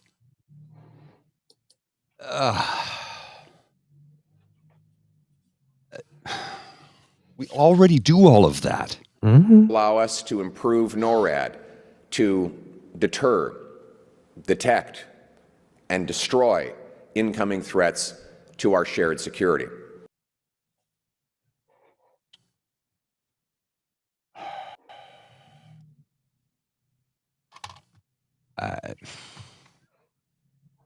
I know. We already do that. I mean, shit, didn't I just show a map of that the other day? Indeed. All right. Are we Shall to the continue? yes, are we where are we in the time count? 24:20. All right. So yes. Now we're going to watch him steal from Kearney again. Yeah, this is exactly what he's going to do too. Yep. Third, while we will agree to work with the Americans to secure our border on fentanyl and illegal migration, I'll also demand that they do their part to stop sending illegal guns across our border that kill our people. Demand, eh? Isn't he the gun guy though? Cute. I know. And the fentanyl. He's not the illegal gun guy, right? He defends legal, law-abiding gun owners. Well, and remember, as I said, was it yesterday, that the fentanyl, the 20 kilos, the 42 pounds of, or 44 pounds of fentanyl that was seized at our border was not actually seized at the border. It was seized 140 miles south of the border in the United States by a local police force with 2 Mexican guys who were trying to smuggle it to Canada. That came out just the other day. As it turns out, what was actually seized at the border is not even a kilo. It's such a minute amount. So it's like, this fentanyl, it's a distraction. It isn't real. I'm not saying it doesn't happen, but the way they go, oh, where the, no. There's no metrics to back that up. All right. Now, how do we ensure that President Trump keeps his side of the bargain? How can we trust that he'll honor any new agreement when, let's be honest, he violated the last one, the one he negotiated? Well, that's the situation we're now in. We must make sure that the next deal has commitments that we make on defense, border cooperation, and market access that we can withdraw if and when he decides to break the deal and tariff us again. We will hold up our end of the bargain only as long as he holds up his. That is how we create the leverage to protect against a president suddenly changing his mind and breaking his word. Well, we can't control what the president does. You know, my father isn't a particularly religious man, but he did teach me the serenity prayer. God help me to accept the things I cannot change, change the things I can, and have the wisdom to know the difference. And says the man who can't pivot. And you know who else says that prayer? It's AA. Yeah. We know that we can't control the decisions the president makes, but we know we can control the decisions we make about our own destiny here at home. The president will have a fork in the road.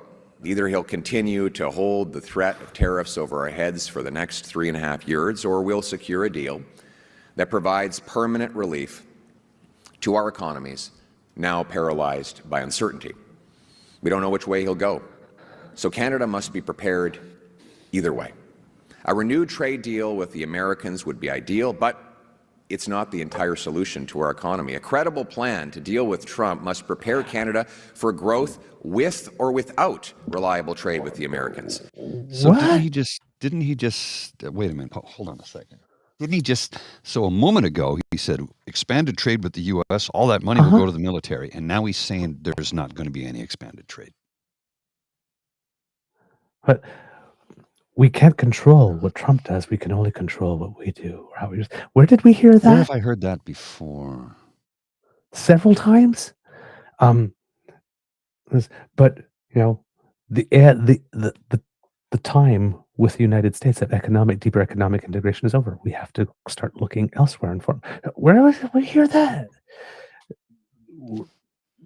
We have to make deals with reliable partners. Like I'm saying, here's the thing, right? There's not a lot of ways you can go on this, and a lot of people, if you think about it and rub two brain cells together, you're pretty much going to come up with a similar type of plan on this. The problem with Pierre, right, is that every time he comes to his realization of what should be in his plan, it's about a week and a half to 2 weeks after everybody else has already said it. The time to me too is right when somebody says it for the first time. Yeah, that's good to me too. Not 2 weeks later after pretending it was never said for 2 weeks. Yeah. It's literally everything. Carney has been like down to the we can't control. Like this is not even an attempt. No, it's not. To change the words. It's pretty much word for word. We can only control what we do. We can't control others. Obsessive That's audio. literally Mark Carney's line since day one. These aren't even concepts, let alone a plan. He's just stealing from everybody. Oh, by the way, talking about stealing from everybody, he also recently announced that there would be no GST on car purchases or something. Another tax cut. Apparently, Jagmeet Singh suggested that a week ago. So he's stealing from Jagmeet now.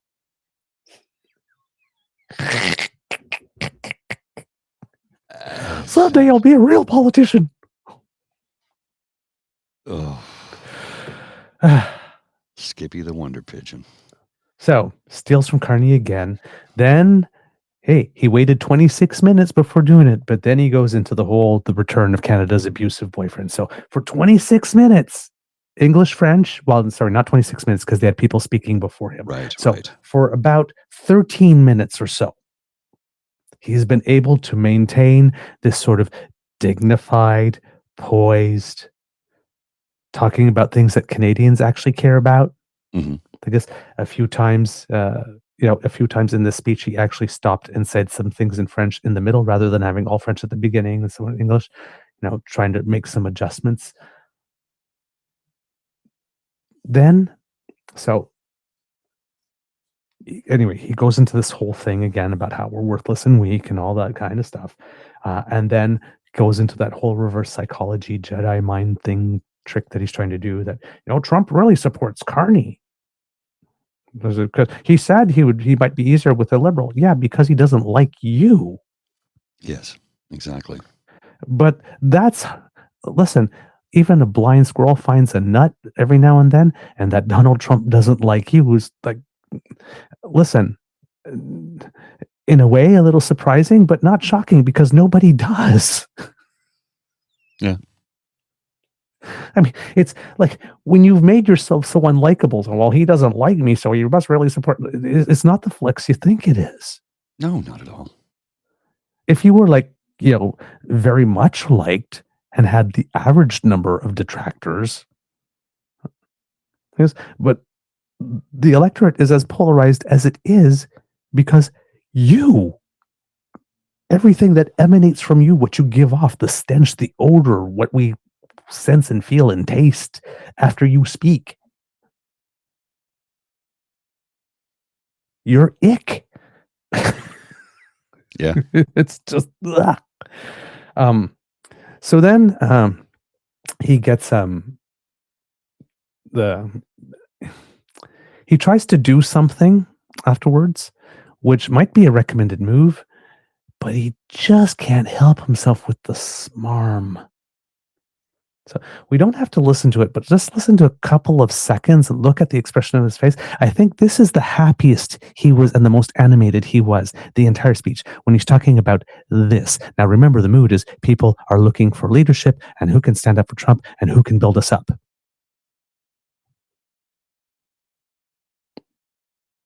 Mr. Grizzly, if you will. 1 second, sir. I found this one Canadians disturbing. have to ask a question. Why is Donald Trump so supportive of Mark Carney? Why is Trump anointed Carney the winner of the next election? Do you think it's because Trump has Canada's best interest at heart when he says that he'd rather negotiate with a Liberal government? Or is he thinking about what he can get at Canada's expense? Here's what I think. Donald Trump knows that a fourth Liberal term under Mark Carney will make Canada even weaker and poorer than it was over the last decade, more dependent on American markets and vulnerable to his threats. He knows Mr. Carney is opposed to turning Canada into... the look on his face when he started that segment. Oh, yeah. Head up, pompous, smug. Mm-hmm.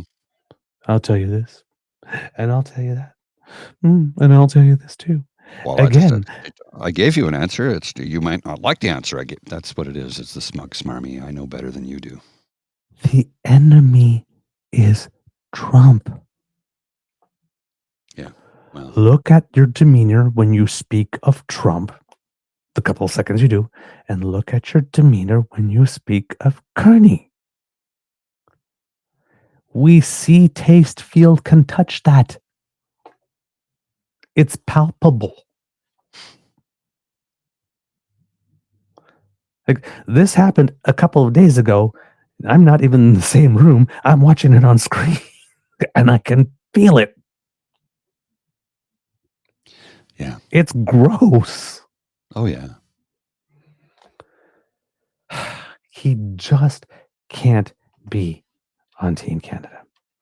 Then he continues talking, and he talks about like how he's going to, do these pre-cleared zones for all that, for trade and that type of stuff. You mean that thing that Carney and the first ministers all agreed they would do at their first meeting all together? He's just had the third, so 2.5 weeks ago. The preacher. Okay, another idea lifted from Carney. Then he goes into, how would I put it? Here's where we're going to see Pierre's brilliant skills as a negotiator. Because some people wrote to him, or wrote an op-ed or something, or public, and made certain demands. And this is how Pierre is going to respond to their demands. Now, in the United States, the CE Tech Bros, right? They're the ones with the big money who control a lot of stuff here. Mm-hmm. We don't have that big C Tech Bro. We have Shopify and a couple things. But us, it really is, the big oil and gas companies and those types of things, right? Yes. Not So to he's say talking- that this Shopify guys aren't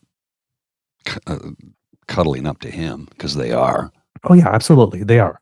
But in Canada, it's the, energy and resources companies. They're the ones like mining wood, like, lumber. Like, they're the ones that run stuff here like this, right? So let's see. They have demands. Let's see how Pierre negotiates. Well, And then transpose this to being in a room with Trump. Is the 14 biggest energy and resource companies wrote a letter to all of the federal leaders. And they said there's 5 things we need if you want us to make Canada economically independent from the Americans. 5 specific asks. 1, you need to repeal the No New Pipelines Law, C-69, and the tanker ban so we can ship our oil overseas. My answer? Yes. 2, grant decisions on major projects within 6 months rather than 17 years. My answer? Yes. 3, scrap the energy cap that will limit the amount of oil and gas we can produce while allowing foreign polluting countries to have an unlimited dominance in markets. So scrap the energy cap? My answer? Yes. 4, they said we must axe the industrial carbon tax, which makes it impossible for us to compete with Americans who have no such tax. Axe the industrial carbon tax? My answer is yes. And give Indigenous loan guarantees to help First Nations take equity positions and profit from the projects that happen on their land? My answer, again, is yes. Yesterday in St. John's, I committed to all 5 of these things. Mr. Carney has said he will do none of them. Okay.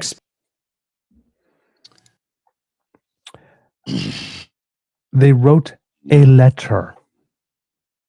He's met with none of them. He has openly said yes to all their demands. Now imagine him in a room with Trump.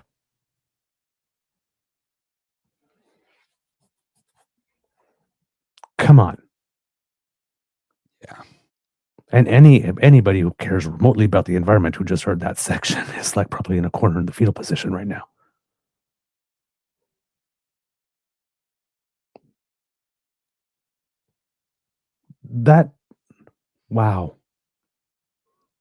Wow. And this right here is why we need conflict of interest rules for leaders of all parties. Well, he's not the prime minister. He can't make this. Yeah, but while you're the leader of the opposition, you're having meetings with these people or making demands and you're saying yes to them. Yeah. And it's like, if he had stocks in any of these types of companies right now, that would be a pretty bad thing now, would it? Because he has not divested them into. I mean, I'm just.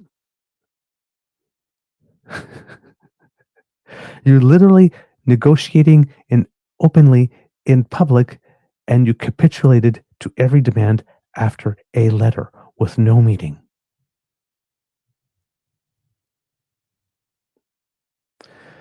Let's keep going.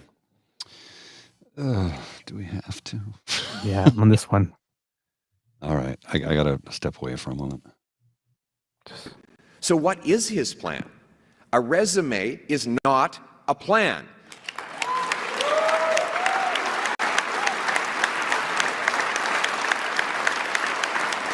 Nor is continuing with the same policies that got us into this mess in the first place. In fact, it's going to steal from Carney again here, and I watch this. In fact, he wants to put the Liberal policies on steroids. His housing plan, I don't know if you saw this earlier this week, he wants to create a government-run construction company that is going to make prefab tiny homes with no parking spots. This is his idea for housing. This is even more radical than the stuff that came from Stephen Guilbeault and Justin Trudeau over the last 10 years. This is not a serious plan to protect our economy and break our dependence. We need a serious nation-building plan to Trump-proof our economy. Mine will put Canada first. It is a plan for Canada that is richer and stronger than the one the Liberals left us. A plan to protect Canada from whatever choices, wrong choices, the President might make. So my message to President Trump is this: if you keep attacking our economy, over the next 4 years, under my Conservative government, Canada will become completely rebuilt as an economy that no longer is reliant on the Americans for everything. You will have lost your greatest trading partner and best friend. We will be a confident and strong country capable of standing on its own 2 feet, standing up to anybody that gets in our way, and moving forward to give our people back the Canadian promise. Where did I hear this before, too? That's Carney again. Notice he got happy. The only thing we can control is the things that we do at home. And the best way is to unleash our industry, cut taxes on our workers, bring zero capital gains taxes for our Canadian reinvestment, build more pipelines, LNG plants, power plants, data centers. That is the only way to actually stand up to the U.S. President. All these things I've talked about for the last 10 years, all these things Mark Carney has consistently opposed. All of these things are required to move forward. But we have to remember why we're doing these things. The point of these trade and resource and tax policies is not to win a debate in a faculty club or an economic seminar. What use is it to have a booming economy if our cities are unaffordable, unsafe, and increasingly unlivable? Some Liberal supporters and lobbyists have asked why I keep talking about the cost of living, housing, crime, and about the Liberal drug crisis instead of focusing exclusively on Donald Trump? My answer is this. The threat of the President's actions against Canada are serious, and I've proposed serious answers to those threats. But the struggles that Canadians are facing at home, the fear and the hurt that I hear everywhere across this land, those are real too. And I will not stop talking about these problems which predate Donald Trump and which will outlast Donald Trump if we do not act to fix them. Everyone is struggling with the cost of living. Young Canadians are stressed about never affording a home, bills they can't afford. Their parents worry that they might overdose, their children might overdose on fentanyl. And even those who are not afflicted. I don't. Oh my God. Yes, every parent across this country is worried that their child may overdose on fentanyl. With that scourge, wonder how they'll ever move out of their parents' basement and have kids. Millions of Canadians have been living for years in what I call lives of quiet desperation. Their stories rarely make the evening news. So yes, I will be out there every day, outlining my plan to protect Canada against American tariffs. But I will also unapologetically be out there talking about my plan to build more homes, get people off drugs and into recovery, fix the budget, keep inflation down, cap immigration so we never add more people than health care, jobs, and housing, get criminals off the street. We can do all of these things. We must do all of these things at the same time as we stand up to President Trump from a position of strength.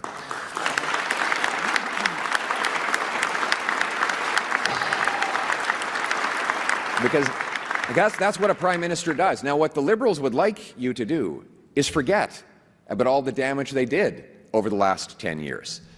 They want you to forget the lost Liberal decade. They want you to forget that it's... What in the hell is the lost Liberal decade? I mean, come on. What the hell is that? Yep, that's his new slogan. The lost Liberal decade. You mean the one that newest branding? The one that got us through the biggest crisis in our collective history? The one that got us pharmacare, dental care, $10 a day child care, the child tax credit, lifted how many drinking water bans across the country on reserves? Well, that was stuff he did for people, so it's lost. Right? It has no value. Remember? Conservatives, they don't believe in that. But again,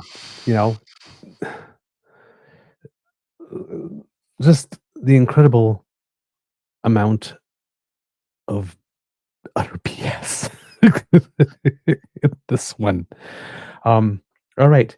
He is going to give us a last little bit here at I think 4620, as talking about everybody else being dividing. Watch what he does here. The same broken Liberal promises. We cannot afford a fourth Liberal term. We need a change to put Canada first. We will get that change. We will be a strong, self-reliant nation that takes care of its own and bows down before no country.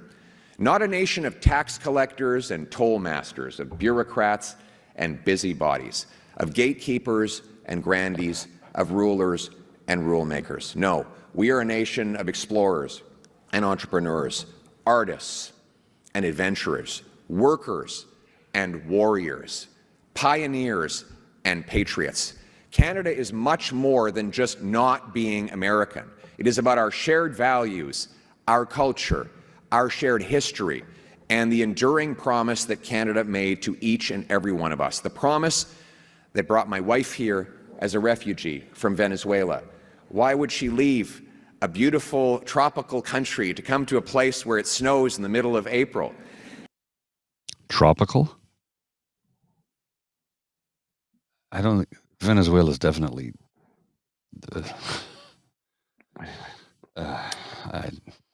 I got to stop right now. I'm going to throw up if I listen to any more.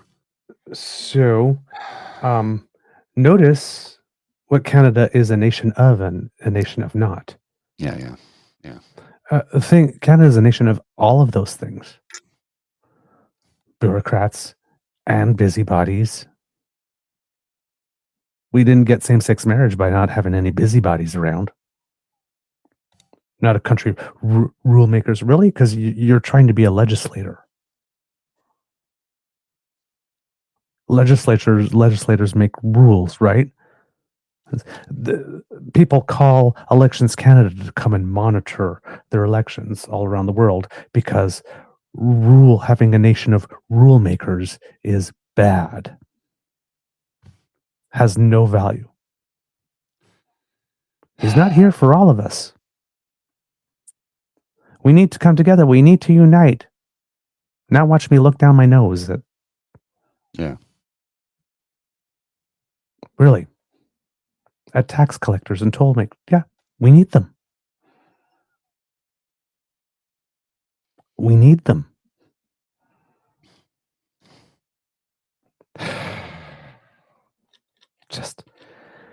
He was doing so well for 13 minutes. There was still bullshit, but he was doing so well on tone and trying to present himself as different. He can't help himself. You know that. Can't help himself. The 2 times he was happiest, he had the biggest smiles, he was most pleased with himself, he was sticking a knife into Kearney. Not tariffs, not Trump. Mm-hmm. He wasn't speaking for any of the things he said he was going to do for you, of his big plan, which he didn't really get much into. He talked a lot, but we didn't hear much about his plan. I mean, if you compare and contrast with Kearney, where your eyes can start to water and maybe you'll get bored because there's so much detail and he's like teaching you, doing the education bit of like why this matters and all this. We need a plan. We need an immediate plan. We need a strong plan. We need a plan that's responsive. Okay, and what would that be? And the plan is, and we need to work with other countries and show we're not going to be reliant on the United States. Okay, and how do we do that?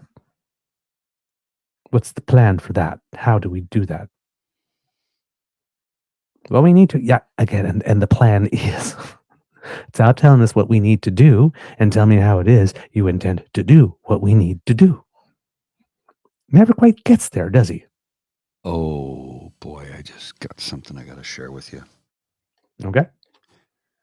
The S&P 500 is down 13.13% year to date, 770 points. The NASDAQ, 3,599.56 points. It's down 18.67% year to date. Yep. Oh my goodness. Down 10% is correction. Down 20% is correction. Yeah, recession. Yeah. Well, the Dow Jones Industrial Average is down 3,752.8 points. That's 8.85% year to date. It has been a precipitous drop. I'll just show you this quickly. Yee. This is scary. Look at that. Off a cliff. These are the types. Look what I'm saying. All I'm saying with regard to this is when you start, rich people don't like you fucking with their money. Number one, that's a lot of rich people's money being fucked with. But there's a lot of other people, anybody, anywhere around the world who has a pension. Yeah. You're getting screwed. This is the type of thing that causes revolts, revolutions, and vigilantism. So, you know how we talked at the top of the show about men 55 and over are not finding work? They're being disposed of. Well, and with this, I'm fucked. Nobody's hiring right now. The only job I get sent jobs from the job bank, from the government of Canada, for things that I am grossly underqualified for. I'm like, why would you send me it? I'm not a programmer. Nowhere in my resume does it say that, or my work experience. I'm not bilingual. Why would you send me a job to be a translator? I can't do that. And then when I see jobs that I am qualified for, they want to pay me $20,000 less than I earned last year, which is $20,000 less than I earned in 2016. Kid PNC Bio is saying here, it looks even worse if you do a 5-day or 1 month instead of a year to date. Yes. Yeah. Look at the clip. Wow. Damn. Okay. So that was the end of the main part of the speech. Again, compare and contrast. You listen to him, you listen to Mark Carney. Who do you want to give the keys to the nation? Now, Pierre, there's a reason he went first, because he got 1 day of decent press. Because, he showed a different side. He showed like this. I mean, a lot of people made the comments, well, he couldn't resist him at the end and all that kind of stuff. But again, if you were a conservative and all the campaign is going as terribly in the mainstream media as it is, this is a key opportunity to pivot. Clearly they saw it. Clearly they tried. Because he didn't do the whole thing in French first and then in English, and then he lifted a lot of Carney stuff. He, the full suit, not 75,000 flags, just a tasteful backdrop. I'm not sure, can't remember what's written on his podium here, but and we're going to do this like this and talk and like this. So every now and then, even broke out soft voice. Yeah. Because this was an attempt. This was makeover number 5. 1, 2, makeover number 5. It's funny because it's true. It didn't work. Let's go to the Q&A, because the biggest whopper is yet to come.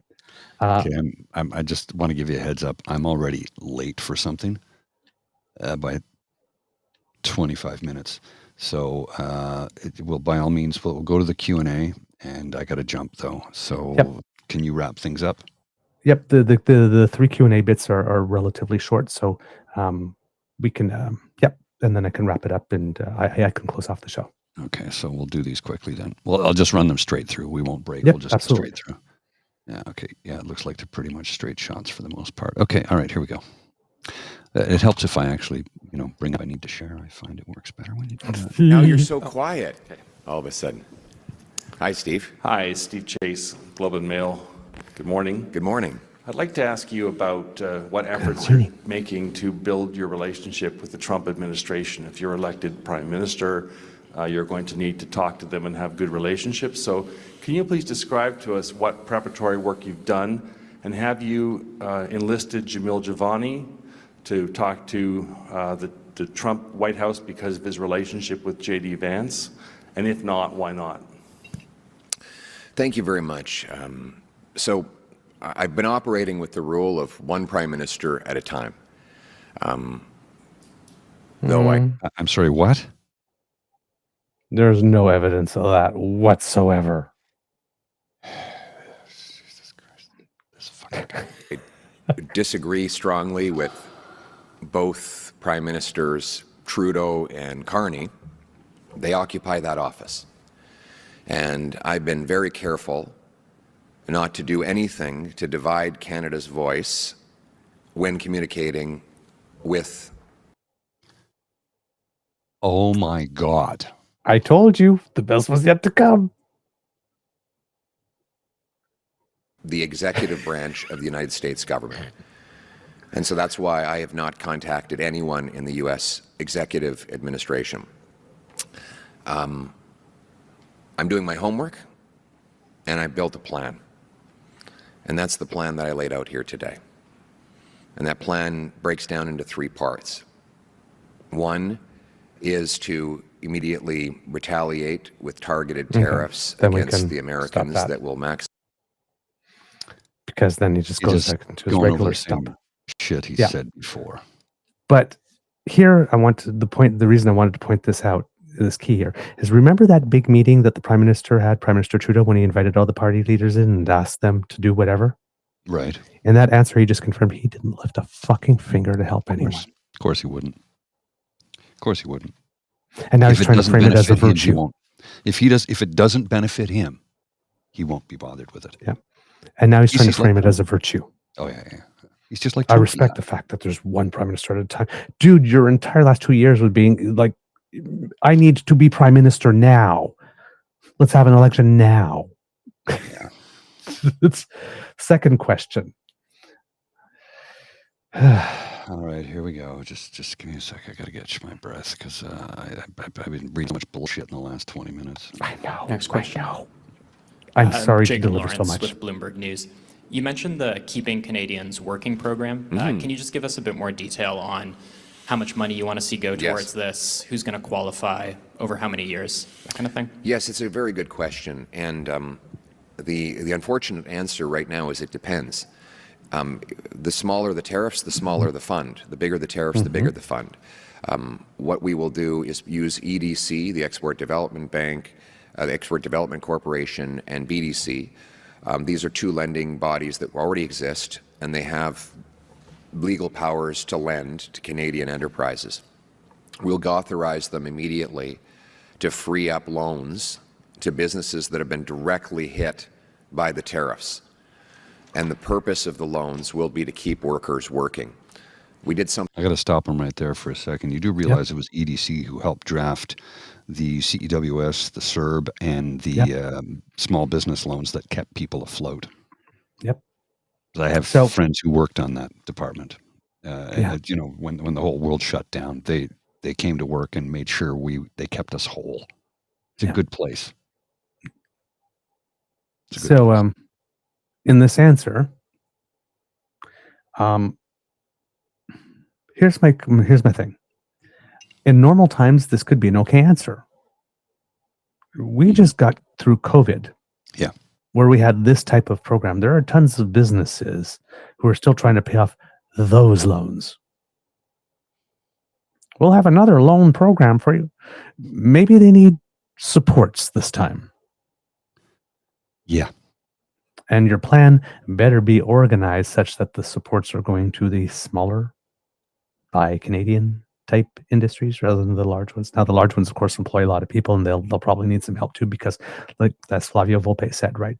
The margin on cars is like 6 or 7%, whatnot. Like this, if you pose a 25% tariff, well, there goes everything. I mean, you might as well pose 1,000. It's no big difference, right? At that point, the difference is immaterial. So, but it's another loan program for businesses who are probably paying off loans from the previous loan program. Correct. Not sure how helpful it's going to necessarily be. What businesses will need would be grants. They might. And that program is going to have to be much more tailored than the previous one, where we'll just let everybody take everything and then we'll fix it after, because the grants, grants you don't get repaid. So you want to make sure the money going out the door, if it's a grant, is actually going. And you remember a few years ago when Loblaws received a grant for, I can't remember how many millions, to upgrade their freezers. Yes, and people lost their minds. And I wasn't happy about it, but I understood how it works. It's open to every business across the country. You apply.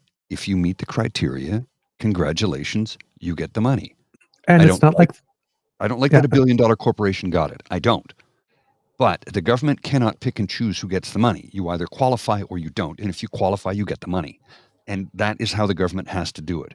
Is it a nightmare for PR? Oh, yeah. Oh, yeah. Now, for this, however, that program, one thing that must be noted is that the corporations that received had to pitch in money themselves. Right? It wasn't just, we're going to give you a grant and then you use that money. And it's like, are you planning to do a certain thing? Yes, we'll give you this much towards it to encourage you to do it earlier than you would have done. Okay, we'll take that. So it wasn't, there was money that went, but it had to be matched to a certain extent, and you had to show that you had a plan and that you were planning to spend money on this. And I think it was to buy more energy efficient freezers and stuff like that for food. And when you think about it, grocery stores are open a long time, big freezers, lots of food, add them all up. That's a lot of energy. It's a ton of energy. So, I mean, it's a good program, it has a good goal, but it wasn't all grant. You had to go out and match it. Well, not match, but you had to contribute something. And I think it was way more than the grants that you got. Yes. Yeah, okay. And now the final one, this is the one, Mr. Grizzly. Now, everybody, if you are drinking something or if you're holding something in your hand, you might want to put it down, because it's either going to be a spit take because you're going to laugh so hard, or you're going to want to throw something. One or the other. You're going to have okay. Next question, Brian. Yeah, Brian Lilly, Toronto Sun. I know you've made some comments about Mr. Carney taking some of your policies. Maybe you caught yesterday. Parts of his speech started to sound like parts of yours. Yeah. For voters looking at this, though, they hear him talk about responding to tariffs. They hear you talk about responding to tariffs, about making sure the Canadian economy is resilient. Outside of Bill C-69, which you made clear yesterday, it would not repeal, and you made clear you would.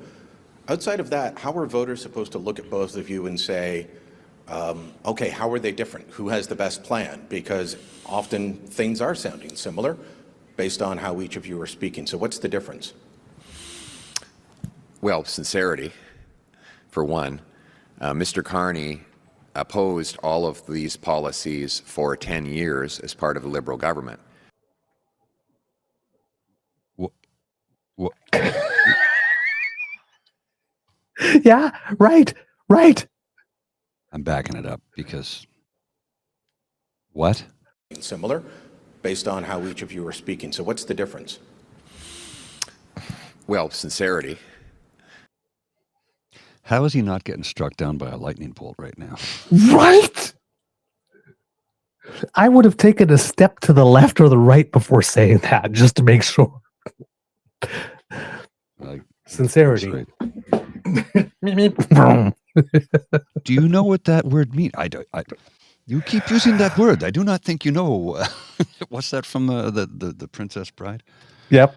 You keep using that word. I do not think it means what you think it means.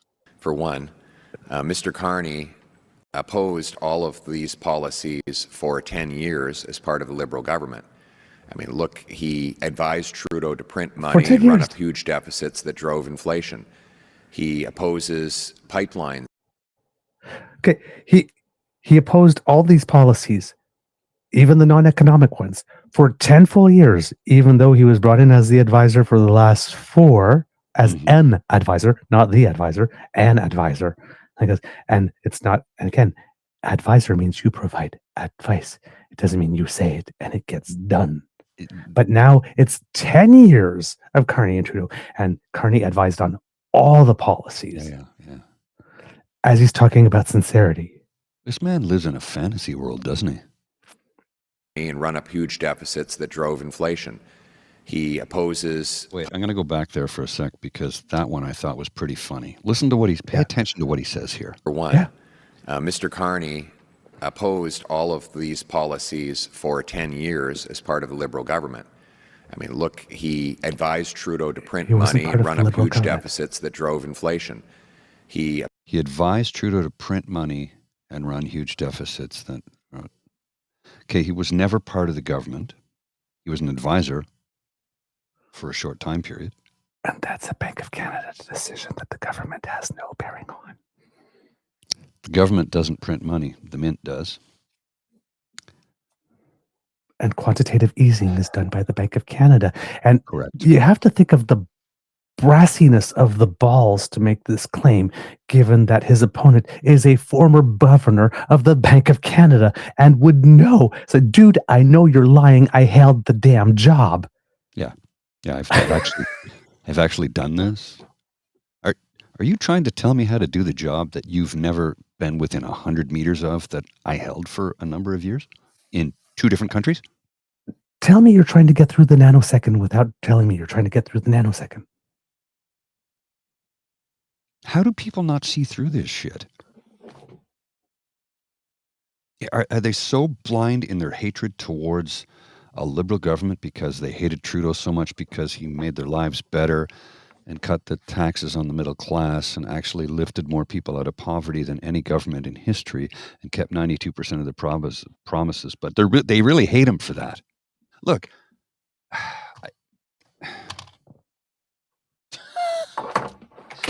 I don't fucking get it, man. I don't. Neither do I. I don't get it. It's like right there. Sincerity, dude. The brass ring is without your ability to ever reach it because there's no sincerity in you. Carney has opposed this for 10 years. For 10 years, Carney has opposed this. Listen, when trying to sell the point that you're more sincere, perhaps don't lie. Yeah, that's pretty good advice. I'd say that's pretty good advice. Oh, this guy opposes pipelines and energy production here in Canada. does not. His policy on housing is... When did he say any of He this? does. See, opposes pipelines and the production of energy. That's all energy, right? Yeah, yeah. Not true. And he specifically said pre-approved energy corridors for both conventional and renewable energy, which is literally the opposite. He said he's going to maintain C69. Maintaining C69 doesn't mean that he's not open to negotiating on the regulations and on the implementation. There's so many lies in this answer, and he opens with sincerity, and there's not an ounce of sincerity in it. This was supposed to be the big pivot again. What's the joke again? Why do girls love odd numbers? Because they can't even? Well, I can't even right now. I can't even. I can't. I'm incapable of it. Yeah. Is the same as Trudeau's, building up monstrous bureaucracies in Ottawa. His latest is a $35 billion government construction company, which is going to build prefab tiny homes with no... As opposed to you going to the private sector, which maximizes profits. Those prefab tiny homes that you happen to live in one, sir, they call them strawberry boxes, correct? Mm-hmm. Yes, they do. I grew up in them. PMQs, they're called on military bases. The same wartime housing that they built across the country is what I grew up in. Mm-hmm. And this man wants to shit on it because he calls it a little shack. Well, also, right, he's poo-pooing on building homes. Isn't he the build the homes guy? Modular homes. He's the build the homes guy who just went to the modular homes place last week. And it goes together like Lego, right? But now he's shit. Yeah, and he's saying that this is not a real plan. It's like, actually, it is a plan, right? Because I mentioned the other day, we need to build 350,000 more a year. He's planning for 500,000. You know, it's ambitious. But again, in a world just like the high-speed rail, if steel and lumber and whatnot is not going to the United States or all that, then we need to do something. Prefab modular homes uses a whole lot of our resources to build a lot of things. Again, he says we need a nation building. What is a more nation building project than building actual homes for the people who live in the nation?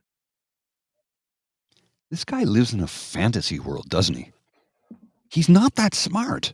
No. Look, how many lies have we caught him in? How many times has he contradicted himself in this speech and acts? And again, he's from the Jordan Peterson School of Speech. Use a few big words, pepper it here and there. He knows how to deliver a speech, but he's not saying anything.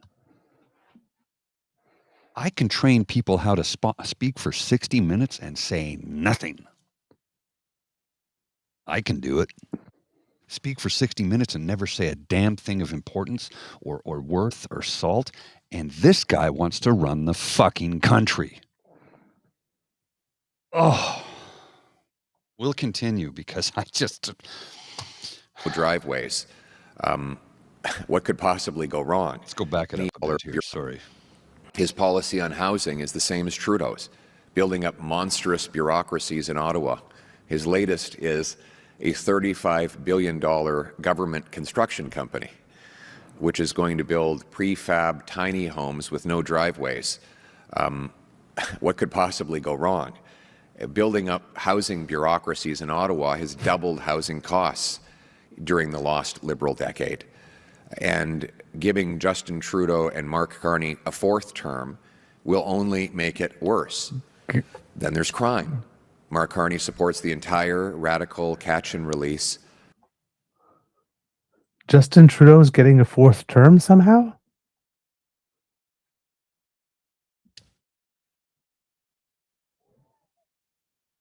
I can never be in the same room with this man. He's literally just slapping concepts together. I'm telling you, I could never be in the same room with this man because I would be fucking full blue jacket guy screaming in his face. I would be screaming in his face, you fucking liar. Oh, dude. I got to jump. Yep. I'm That's like, okay. I get to, well, Yep, I'm late, I hear you. Go. but I'm also, I hear you. I hear you. That's definitely enough. it's enough. It's, I can't continue with this shit. But you see why you had to see it? Yeah. And you see why it is he went first? Well, and I saw the clip earlier, like the other day, and I'm just like, I can't deal with this right now, knowing full well that we would deal with it. So it's like, okay, I have to watch it now. I can watch it now. But when I'm, I'll see it, it'll pop up on my phone, and I'm like, 2 minutes in, no, I can't deal with it right now. I can deal with it when we're doing the show because we're doing it as a public service. Right. But I don't need to subject myself to that in my private time. Yeah. Because holy shit. I know. It's bad. It's really bad. And again, just a total and complete failure of our media to not ask any type of follow-up on any of this, even if not on the same day, but the next day, saying, hey, yesterday you said this. What legacy media is actually there? I know, but like this, the last two events, apparently, according to the other show I listened to, he didn't let CBC ask a question. Oh, wow. Because they choose who gets to ask the question too, right? It's not just everybody, like, or the, so. All right, Mr. Grizzly, you can head out. I have one more thing to read in before I close off the show. And okay. Thanks again, everybody, for tuning in this afternoon and indulging us. We wanted to get through this, and we apologize for the earlier start that fell on its back. It was stuff. Technology, yes. It works pretty good 90% of the time. But when it doesn't, it fucks up spectacularly. Yes, and it's very upsetting. It's very upsetting. But I'm okay now. I've had a beer. Actually, this is my second beer, so I'm in a good headspace right now. I gotta go meet some people that I'm very late for, but that's okay. They're forgiving. They understand. I'll just say, guys, I was doing a show. They'll be like, oh, okay. Yeah. So anyway, folks, thanks again for indulging us this afternoon. We really do appreciate it. I do have to go. I got to meet some people and then take Lola out, and I'm out of town tomorrow, so I won't be back until Sunday. But you have yourselves a wonderful weekend, and I'll see you soon. All right. Thank you, Mr. Grizzly, for helping me do this second part. That's a lot of hours in one day here. Speaking about PP's media issues here and the party's media issues, there's another article that came out that talks about it a little bit, and I wanted to read it in to the record here because it'll give you an idea. This is by Greg Locke at CanadianJournalist.ca. Petty Harbour, Newfoundland. So this is from the article is written April 2nd, and this is based on Pierre's stop there on April 1st. On a fish plant wharf in a small fishing village on the east coast of Newfoundland, a campaign stop by Conservative Party of Canada leader Pierre Poilièvre went mostly unnoticed in the blur of national election campaign news coverage. But it was eventful in that the Conservative Party's organization and attitude towards the news media was on full display. Party staffers ordered reporters and local residents around the point where tempers flared. Ordered them around to the point where tempers flared. The day started with Poilièvre landing in St. John's and giving a closed news conference in a nearby construction company warehouse. There were more reporters and staffers than the few candidates and employees they rounded up to act as backdrop for the cameras. They were late. Poilièvre gave a long, awkward, stumbling speech, first in French and repeated in English, and then they were running very late. When they arrived in Petty Harbour, a staffer they had hired had already pissed off a number of reporters who arrived early by telling them to sit in their cars until they were called. That didn't go over very well and set the tone for the next hour. The location was on a public wharf for the arrival, and then inside the local fishermen's co-op fish plant for the speech. When the staffers had the 6 young No Place for Hate protesters kicked off the wharf with threats, they ordered the media present inside the fish plant before Poilièvre's bus arrived. All declined the staffers' commands. The staff got very aggressive and insisted reporters do as they said, presumably so reporters could not photograph or record the arrival. It's obvious that Poilièvre's people only wanted the media to record the speech for TV, not get anything else and leave. Because when you record the arrival, there may be people protesting and saying that they don't like you. One local photographer met some old Petty Harbour friends who were looking on and was catching up with them when another Conservative Party staffer in a Conservative Party tour jacket and radio headpieces interrupted their private conversation and told the photographer to get inside the fish plant. The photographer replied firmly that the young man should mind his own business and go away. He took the hint and went down the wharf, organizing what seemed to be 30 people brought in for the event into a line to greet Poilièvre before he went inside to make his speech. The few bystanders who were not a part of that group were kept outside of this designated area. This was all before Poilièvre's bus arrived. So I guess they kept those people separated from the media so the media couldn't ask those 30 people questions, like, for example, are you paid to be here? The bus arrived and reporters were told to go stand on a doorstep 50 feet away. When they refused, a staffer attempted to block their way to the point he raised his arms and pushed one photographer back. He was about to grab the photographer when others intervened. One witness said it looked like he was about to throw the photographer on the ground. Besides the assault and aggression, what is happening here is a carefully contrived and controlled scene in a public space, stage managed for the party photographer and video crew to get content for their ad campaigns. They don't want any real media present to ask questions or record anything off script. This is also why the Conservative Party does not allow news media to travel with them on their planes or buses. They don't want to answer questions from journalists or have any photos or video made that they cannot control or manipulate. Note, the Liberal Party and the NDP do allow journalists to travel with them, and the news agencies pay their share of the expenses. Yes, all political parties do this, try to control the scene and the environment, but most are not physically aggressive or threatening. After many years of covering election campaigns in Canada, USA, and Europe, the Conservative Party of Canada is the most outwardly aggressive and uncivilized that I've witnessed. It's on par with Viktor Orban in Hungary and the Republican Party in the USA. This behavior by the Conservatives is not new for this election. In Canada, it started with Stephen Harper. I remember on this same wharf in the 2006 election campaign where Harper had a staffer threaten reporters with arrest when they were shut out of the local hall where Harper was giving a speech. Harper won that election, and it was the beginning of the Conservative Party's animosity towards the news media, especially the CBC, which was denied their questions at Poilièvre stops in St. John's and Petty Harbour, as I just mentioned. Outside a few seconds on local TV, Canadians will not see the spectacle from the wharf in Petty Harbour. Complaints will be filed, nothing will be done, all inside baseball, people will say. It is my wish that Canadians could see what reporters and photographers really see on a daily basis, the behind the scenes, the stuff that doesn't make it to the 2-minute hit on the national news of the carefully manipulated events and machinations of political operators. I wish they could see the ignorance and incivility of the people who work for the political parties. If they did, they might get a better idea of how a party leader, their party staff, and supporters act during an election. Because if they act like that when they need to make people like them, then we can easily predict how they will act if they are elected to power. What a politician says is meaningless, but how they act and run their shop says everything. And there you go. So yeah, things not great at all. And it does not sound like a party that is having a good time in any way, shape, or form. Again,